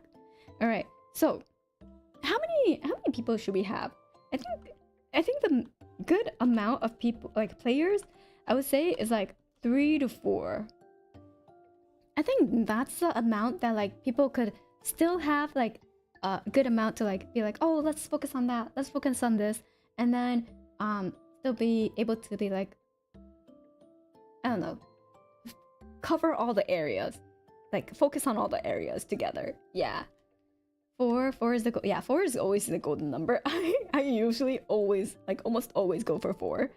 If one's super chaotic, I would say 4 because then the other 3 can like keep the fourth one down if need be. But yeah. 3 to 5 is usually okay, but 4 is generally the golden number. Yeah, I really like 4.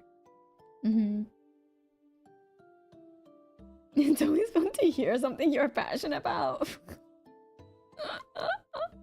I have a lot of thoughts. I'm very opinionated. I do apologize. I try to be open-minded, but I will still have very strong opinions. 6 is choosing my upper limit anymore and they start fighting over the screen time. Yeah. I don't know if I could do 6. I tried 6 before. It got way too chaotic. I'm like, oh, I'm tired. I'm so tired after I did like a scenario with 6. So I'm like, I usually just do like 5 max for me.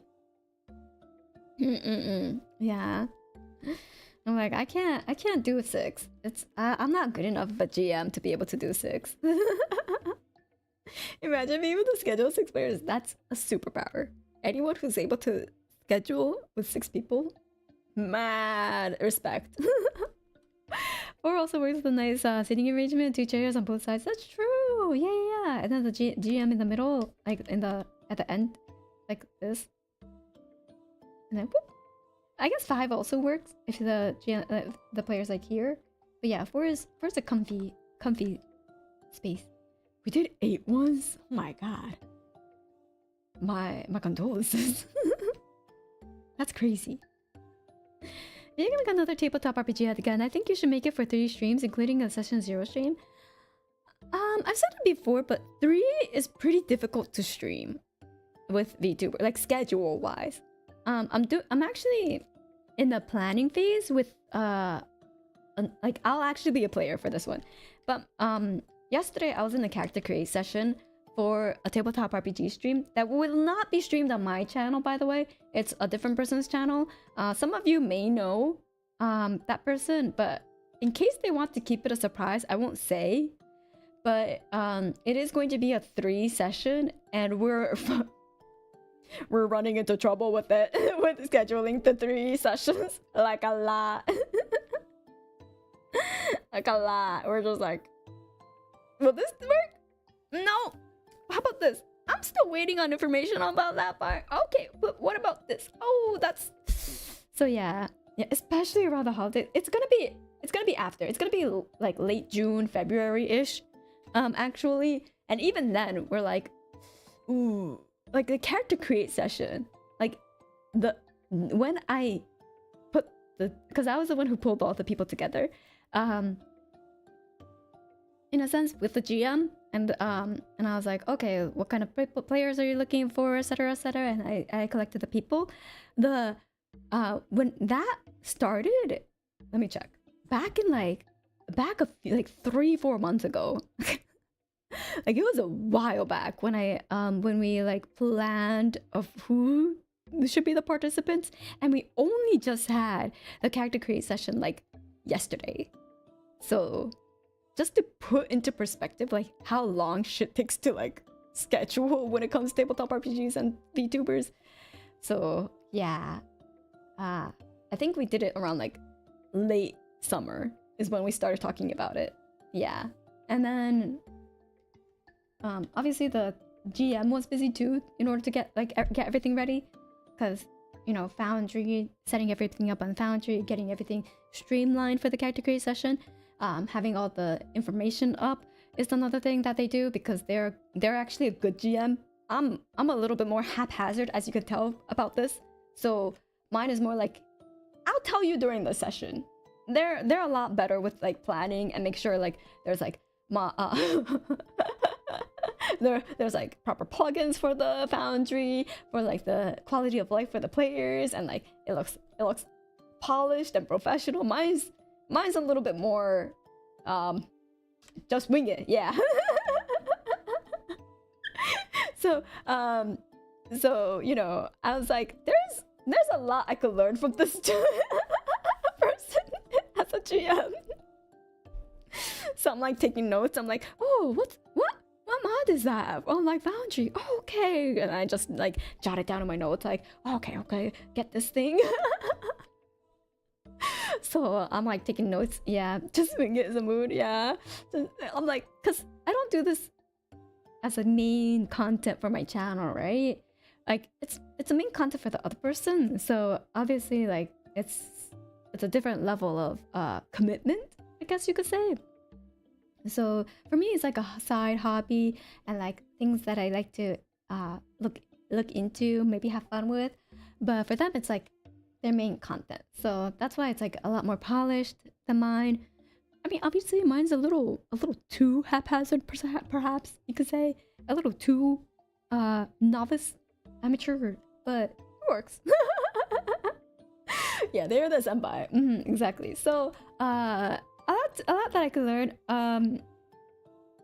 I'll try to incorporate some of the stuff that I was thinking was like a really good thing to incorporate and doesn't take as much time to incorporate, because some things are much more in-depth than what I can commit to at the moment. But still, yeah. Yeah, Vicky, I do a little too much improv for my own good. Yeah, I do a lot of improv, for sure. Depends what people are looking for in the session. That's true. Random BS with friends can be fun too. Yeah, so like this is how I do not start. For me, it's like, it's a lot more casual, I guess. Yeah. All the sessions have been great. Thank you. So it's gonna be like, I mean, obviously the premise is also this, you know? Like, the premise is also this. So, how professional do you want this? You know, how professional do you want this? I feel like how making it too serious might break the mood of like the scenarios that I create, which are a lot more professional shipper. Good question. Yeah. So like, I think it fits the scenario, the one shots that I make. Silly stuff is great to gateway drug people into tabletop features. Yeah, I'm the gateway drug for people, okay? I'm not the end result, like end all, like the end goal. I'm just a gateway drug. Insane premise for insane fun. Time out Kokone's period of page. No. I can never do a paid GM job. This is your brain on. This is literally how my brain looks. This is literally how my brain looks. If you ever wanted to take a little peek inside my brain, this is what it is. Obviously, the door will be wide open here, but like, oops, I did it all on like the same lever. Oh, oops. Let me cut that. Like this. Obviously, the door will be wide open here, and this would also all just be like filled to the brim with like everything that you could possibly imagine, like. And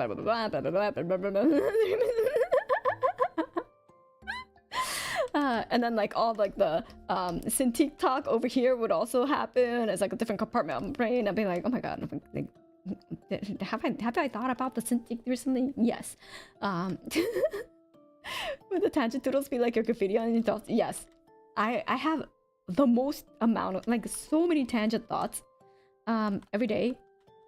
It's, I mean, I think people kind of get the gist of it whenever they tune into my streams, because I go off on like a side tangent when I'm mid-conversation about something else, and then I'll completely forget about what I was originally saying and just go on a rampant like talk about this one other thing that was not the main theme of the stream at all. So no, you're clear, it's just a tangent. One couldn't hope to comprehend the mind of a god. Yeah, just imagine this, but like an infinite times worse is how my brain works on like the daily.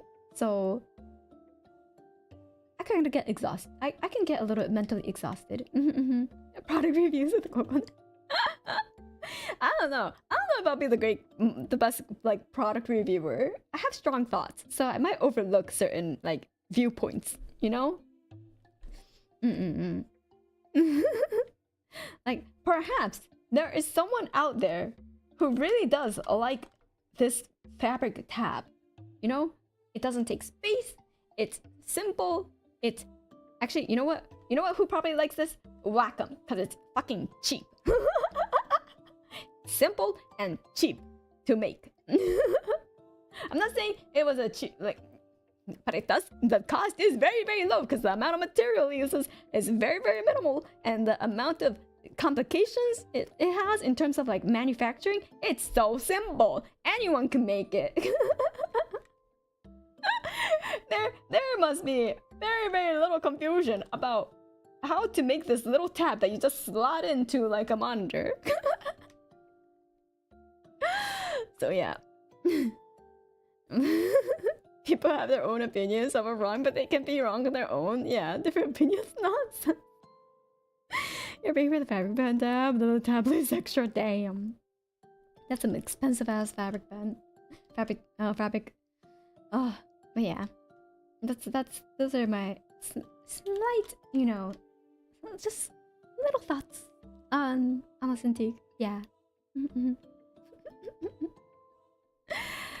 I just use a Cintiq a lot, so I have to think about it. Okay, I think about it a lot, and if there's any annoyance, I have to deal with it almost every single day.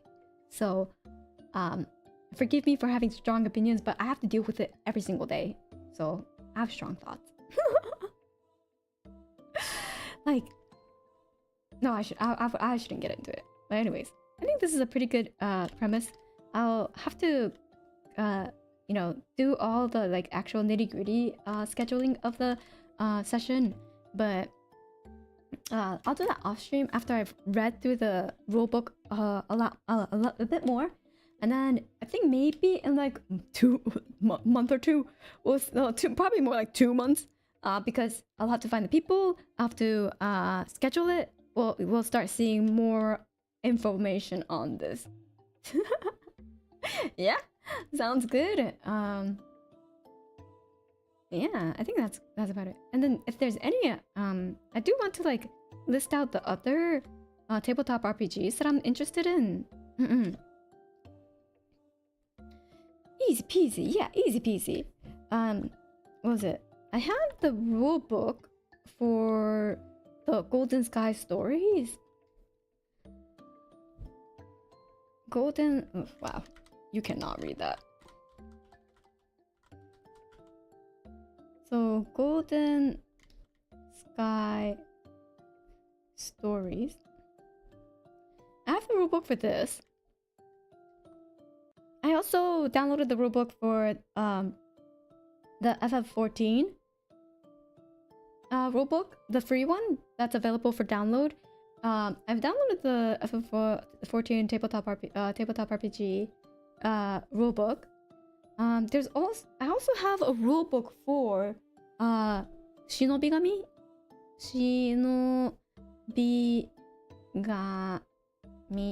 as well as a Japanese rulebook for Utakaze. And then one that I'm also interested in is Emokuro. Actually, wait, how do I type it in English? let me look it up. Oops. Oh, okay. Emokuroa.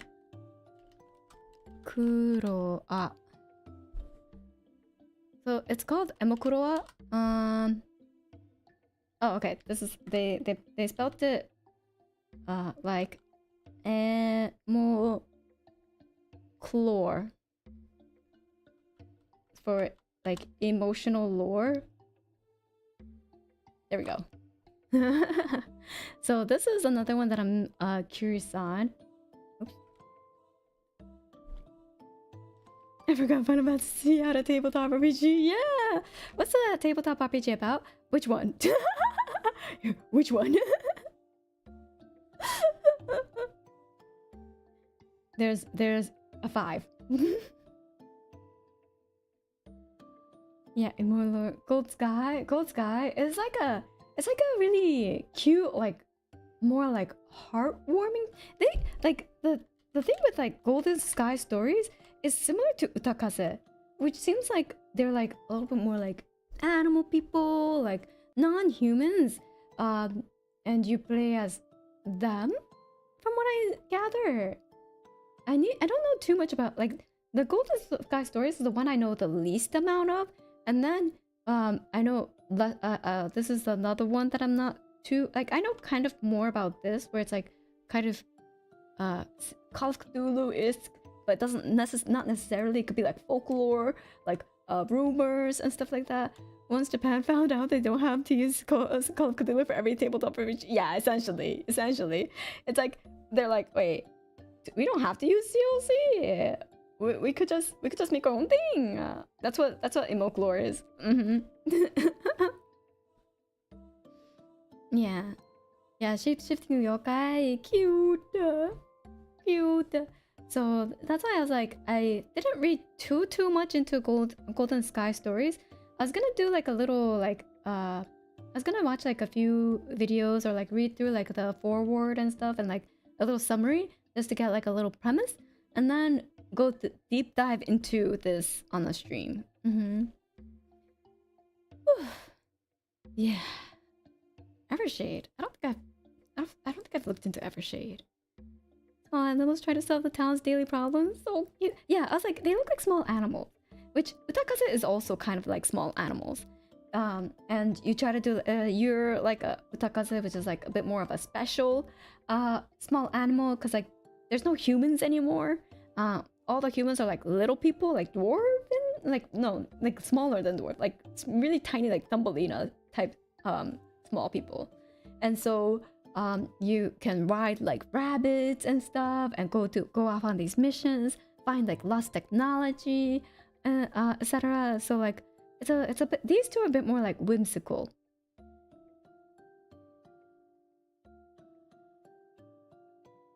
Yeah, fairies, not quite fairies.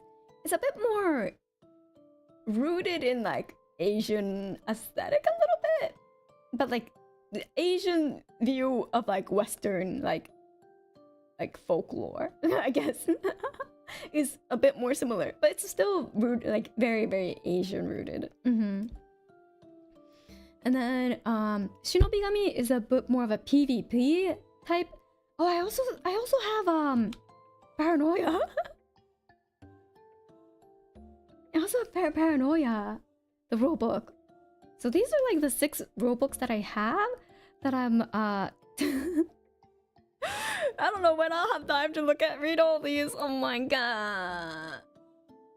I got too many. I got too many. Oh, everyone's excited for Paranoia. It's not really a card-based one. It's still a tabletop RPG. But it's PvP. It's straight up PvP. That's like thousands of pages combined. I know. Paranoia would be so dang fun on stream. Paranoia would be really fun. I think there's like one instance where that might be a little difficult, where like, well, I don't know. Like in real life, people just slip the GM like paper, right? Or like type a message to them like on their phone or something. So then I'll have to like set up like a Discord, so that way people can properly do it, and like make sure that like their typing isn't too audible to the others, so that way it could be a little bit more discreet, you know. Yeah, they'll have to slide into my DMs and stuff like that. The friend computer and all your frenemies. So yeah, we need a group that knows it's very silly. Yeah, we can't have we do need to make sure that they know that everyone is going to be assholes to each other. Like everyone will do anything to sabotage each other and like, you know, get out to live, because everything and everyone is out to get you. Yeah, it's very silly. But we need to make sure that like the players know it's insanely silly and will not hold it against anyone for not winning. Because at the end of the day, it's mostly going to be at the luck of the dice. You sabotage each other, starting in character creation. So Uno, the tabletop RPG. Yeah, if they could play Uno with it, it's even worse than Uno, but yeah. Sabotage. It's like you definitely sabotage each other from like literally the first session. So you don't have to have a plan to betray everyone else so you get betrayed. Yeah, if you don't have a plan to betray everyone else, you're gonna be the one to get betrayed. So I cannot play Paranoia. I will die and I will feel bad. So I could only be the GM for Paranoia, because I am not one that's a good player. I will probably enjoy watching other people play, but I will not be able to play. Like, I would be a shit awful paranoia player, and I am aware of that. So so that's why I was like, if I am the GM, I think paranoia, like, it's okay. But like, so yeah, we'll do this. That sounds like my type of game. You probably enjoy it. You would definitely probably enjoy it with all the information that you were trying to give, like with all the stuff you were trying to make me do in Arc. Yeah, you would like it. So yeah, I think we'll put paranoia in the top rule book to like go through for the next one. This will be the next one, since everyone got very excited for paranoia. I will really have to vet the players for this one though. This one, vet the players. Like, this is one I was like the most afraid of, to be honest. The next APO setting buggers. No, it's just tabletop RPG. But yeah, this is the one I was a little afraid of. But we'll see. And then the next one, I've had Shinobigami for a while too, so I was kind of interested. It's also PvP, but it's a lot less like hardcore than paranoia in terms of like how much sabotaging you can do. Yeah, we have to have friends that knows it's for like the hee hee ha ha's. Exactly. Like, yeah. And then I think we'll do like maybe Shinobigami as the next one, and then Golden Sky Stories.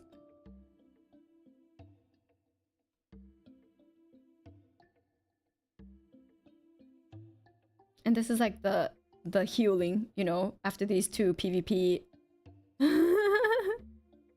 PvP systems. Yeah. I remember watching Geek and Sundry play Paranoia years ago. It looked so fun. Ooh, I haven't seen their playthrough of Paranoia. I do watch Geek and Sundry sometimes. Very random power of friendship lecture. We'll see. Yeah.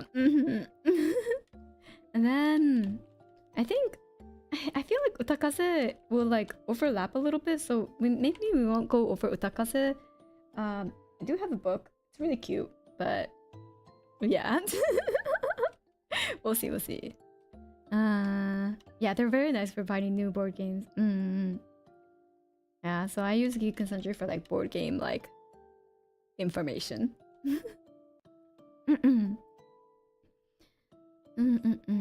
Golden Sky Stories is quite quick to learn. Okay. Reads all those Idol Master tabletop RPG videos on Nico Nico Doga. I've watched so many tabletop RPG videos on Nico Doga. That's how I got to know a lot of these systems, like vaguely, surface level. Does it matter which color you choose when joining the Discord? Oh, no, it's just use whatever. Oh, if you're talking about the V&U official Discord, just pick the color that you really want. Some people treat it as like their Oshi color. So like, for example, if you pick purple, it's like Kokone color. So, but like, I think a lot of people just choose which color is their favorite, to be honest. I would I don't take it as like indicator of who your top Oshi is. So yeah.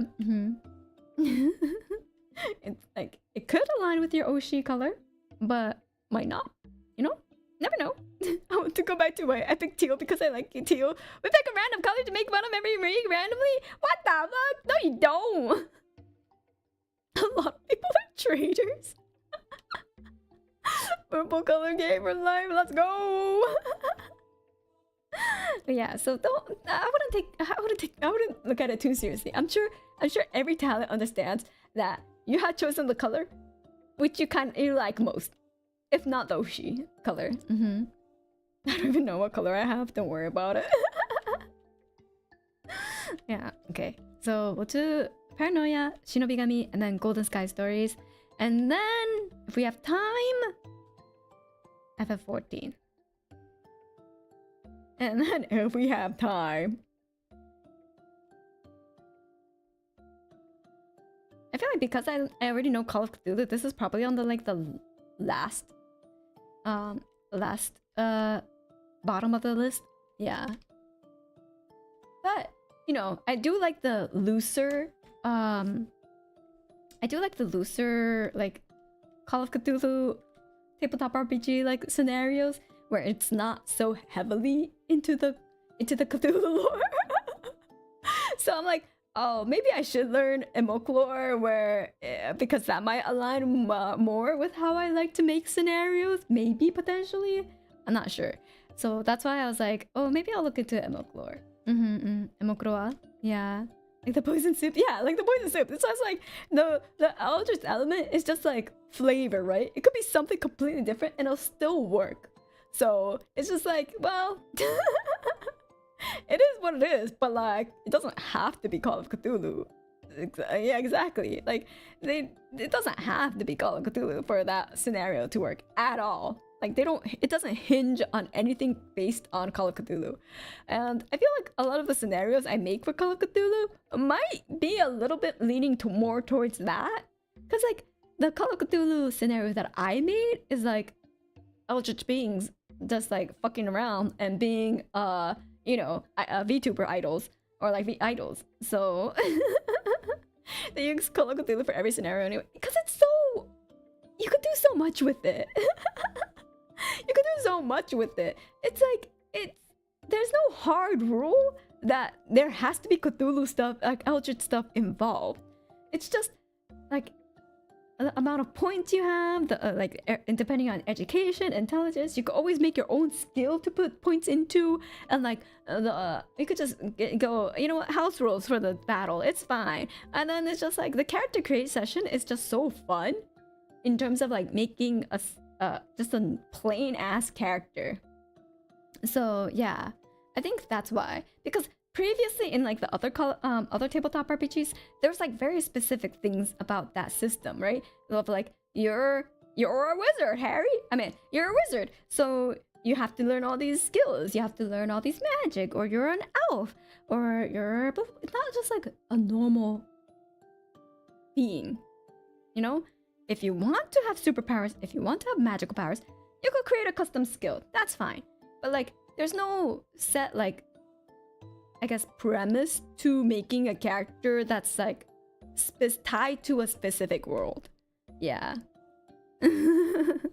My friend once won like a high school Yuri game with Call of Cthulhu. Yeah. Yeah, it's just you're able to make a regular folk, and there's a guideline to how to make that regular folk. So I think that's why Call of Cthulhu really took off, where you could just make your own scenario, because you're just like, well, you're just a normal person. Besides the whole mythos, like knowledge, which the players can't put points into either way. It has to be based on the GM, so they could just decide to like fuck all and just ignore it. Yeah. So it's like it's very moldable in that regard. Yeah, it could be applied anywhere. Yeah, we run regular zombie apocalypse in a superhero scenario with Call of Cthulhu. Nice. Yeah, I think like there are more generic systems in the Western tabletop RPG world. Like there's more of a generic like a system like role based that just talk about dice rolls and stuff. But I don't think it ever got translated over to Japan, to be honest. And Call of Cthulhu was probably just happened to be like one of the first ones. That was, I could be wrong, but it really took off for, because like people went crazy. They like made a whole animated like animatics like series of their play sessions with it. It was crazy. Yeah, like GURPS. Exactly. So, in that sense, I think like it really took off in Japan. Yeah, it's complicated. Shinji probably yeah, like, you know, that they're like, yeah, Japan was more like, you know, used to the idea of like everyday setting, but there's something a little wrong, you know, there's something that's happening and you want to figure it out, but figuring it out might just cause the death of you. And that kind of like psychological horror type of thing is what Japanese people love anyways. Yeah. I love playing through animations. Yeah, same. They're like, sure, they like, you know, monsters and killing monsters and like becoming the hero. But they already have, you know, Dragon Quest for that. They already have video games for that, you know? So during October, the D&D group I'm with did a grim, dark 5-week Halloween campaign with 5th level characters. Dang. Like, I do want to get more practice with like longer scenarios and like campaigns, but I kind of I don't know if I could do that with VTubers. Like, I might be able to do that with my real life friends, but at the moment I'm working a little too much to be able to make time for that. So we'll see. But yeah.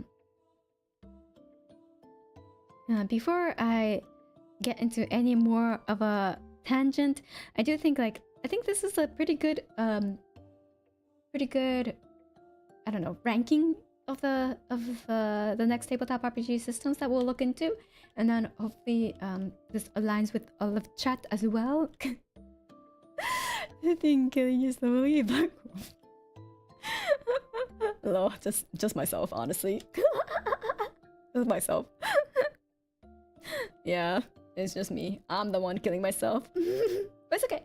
I'm slowly dwindling a little bit on like the stream times. Like, I'm gonna end now, just to give myself a little bit more time to relax and rest and do stuff without like cramming, because and I don't want any of you to get worried. I'm doing I've taken notice, so that's why I'm like doing a little less streams, which you'll probably see more in the future. You'll notice more in the future, where I'll probably be doing 3 streams max, maybe, unless there's like a lot of collabs that happen to be on that week. But I do find myself like getting what's the word, when I like try to eat or drink, because I get really hungry after like and do stuff, like I start shaking a little bit. It's stuff like that where it's just like, oh, I'm tired. I'm on the last stretches of my energy when I'm like getting energy. So it's stuff like that where that I started noticing, and like if I wake up with like my eyes like really sensitive to light a lot, and it's getting more often. So I'm just like, okay, it's probably time for me to take a little bit better care of myself and like take a little bit more time to relax and rest. Yeah, a little fatigued. A little fatigued. Like mentally, I have a lot of like energy to like keep going and making stuff, but I think my body is lagging behind, to be honest. So like even now, my eyes are a little like they're stinging a little bit. So that's why I'm like, okay, it's time to end stream. You know, call it a night, and try to find a bit more time to relax. Yeah. So that's all. Like it's nothing serious. It's more of, okay, I'm noticing it, so I'll try to make a little bit more time so that it doesn't get any worse. Yeah, gotta take care of myself. You know, I'm not getting any younger, so. I do feel my joints hurting when I get off the bed. No, like these days it's gotten pretty cold, so I don't want to leave the warmth of my bed anymore. I'm just like, oh, it's so cold outside. I'm awake and I want to do things, but it's so cold outside. But yeah, that's my I hope everyone will understand why my stream time will become a little less, maybe a little shorter, a little bit more like less frequent. But I do feel like I just stream a lot in general, so it might be a little bit more aligned with like every other VTuber that has a day job. I think it might be a little bit more aligned with people who like VTubers who have a day job. I feel like I might stream a decently more than what is the average for a VTuber with a day job, I guess. What are you gonna do? What are you gonna do? Thank you, fully understandable. Thank you. World hard and cool, best soft and more. So true. No more 8 hours. Maybe on a weekend, but even then I'm like, I probably should take a weekend to like fully rejuvenate, because I find myself on Mondays going like, did I even have a weekend? Why do I still feel so tired? Why do I feel like I've never gotten off work? So I was like, maybe I'm working a little more than I should.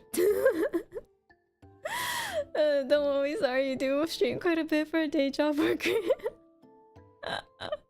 Okay, I was like, I think I do. I've noticed that. I was like, wait, do I just stream a lot more than like the average for a day jobber? Potentially? I don't know, but it's not like I stream the most. Like there are obviously people with day jobs that stream even more than I do, but I'm like, it's still a reasonable amount, like reasonably high amount. Yeah. Yeah. That's vibe. Yeah, that beauty. Yeah, I need to get that beauty sleep. I need to get my skin rejuvenated, you know.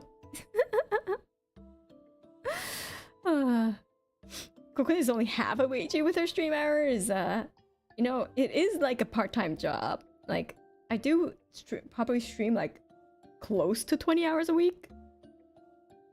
No, not 20 hours. Not 20 hours. Sweet dreams. 50? You less Kokone you.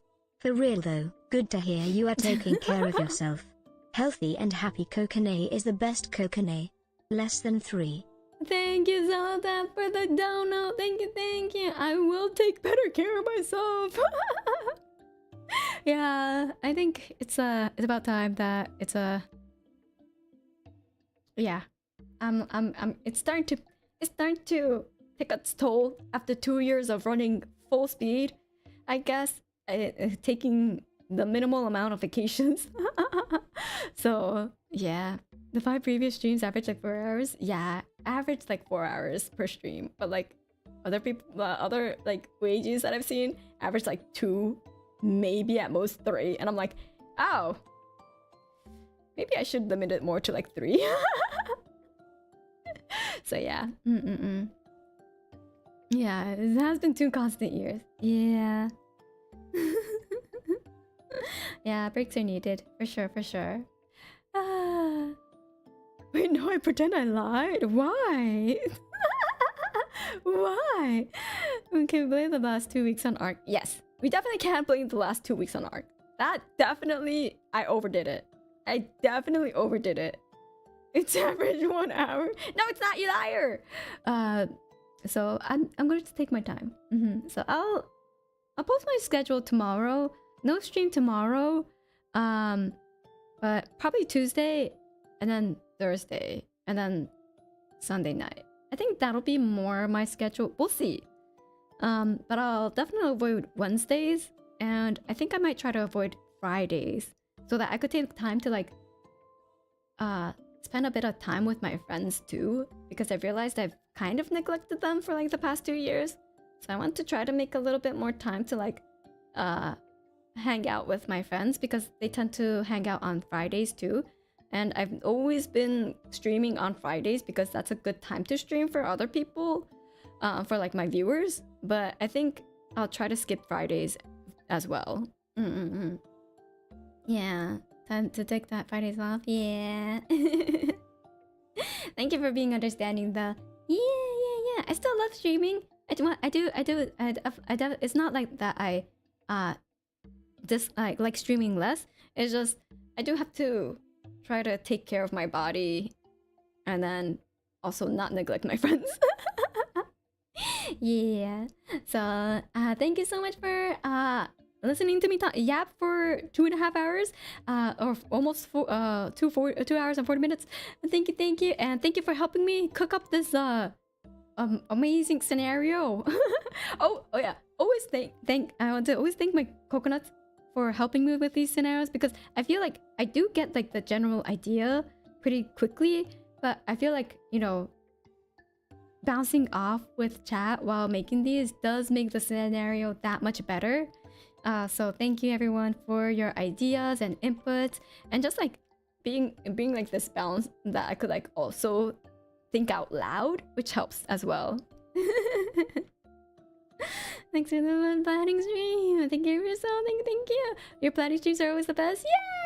Yay! Maybe if it helps people plan as well for their tabletop RPGs, that'll make me really, really happy. But yeah, thank you everyone for your inputs. We're like interns. Thank you for including it. Yeah, of course. All right, I will go now. So thank you, and I'll see you on next time. Kokone. Bye bye.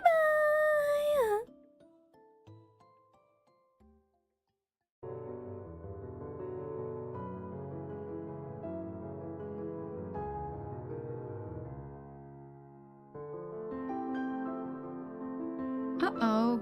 YouTube isn't showing me who I can raid.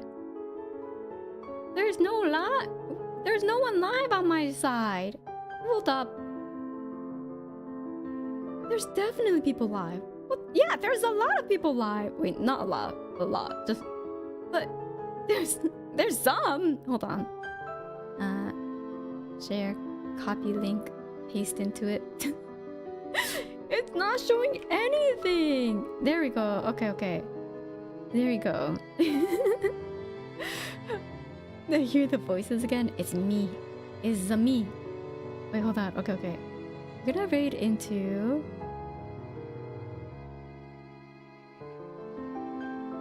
Yeah, okay.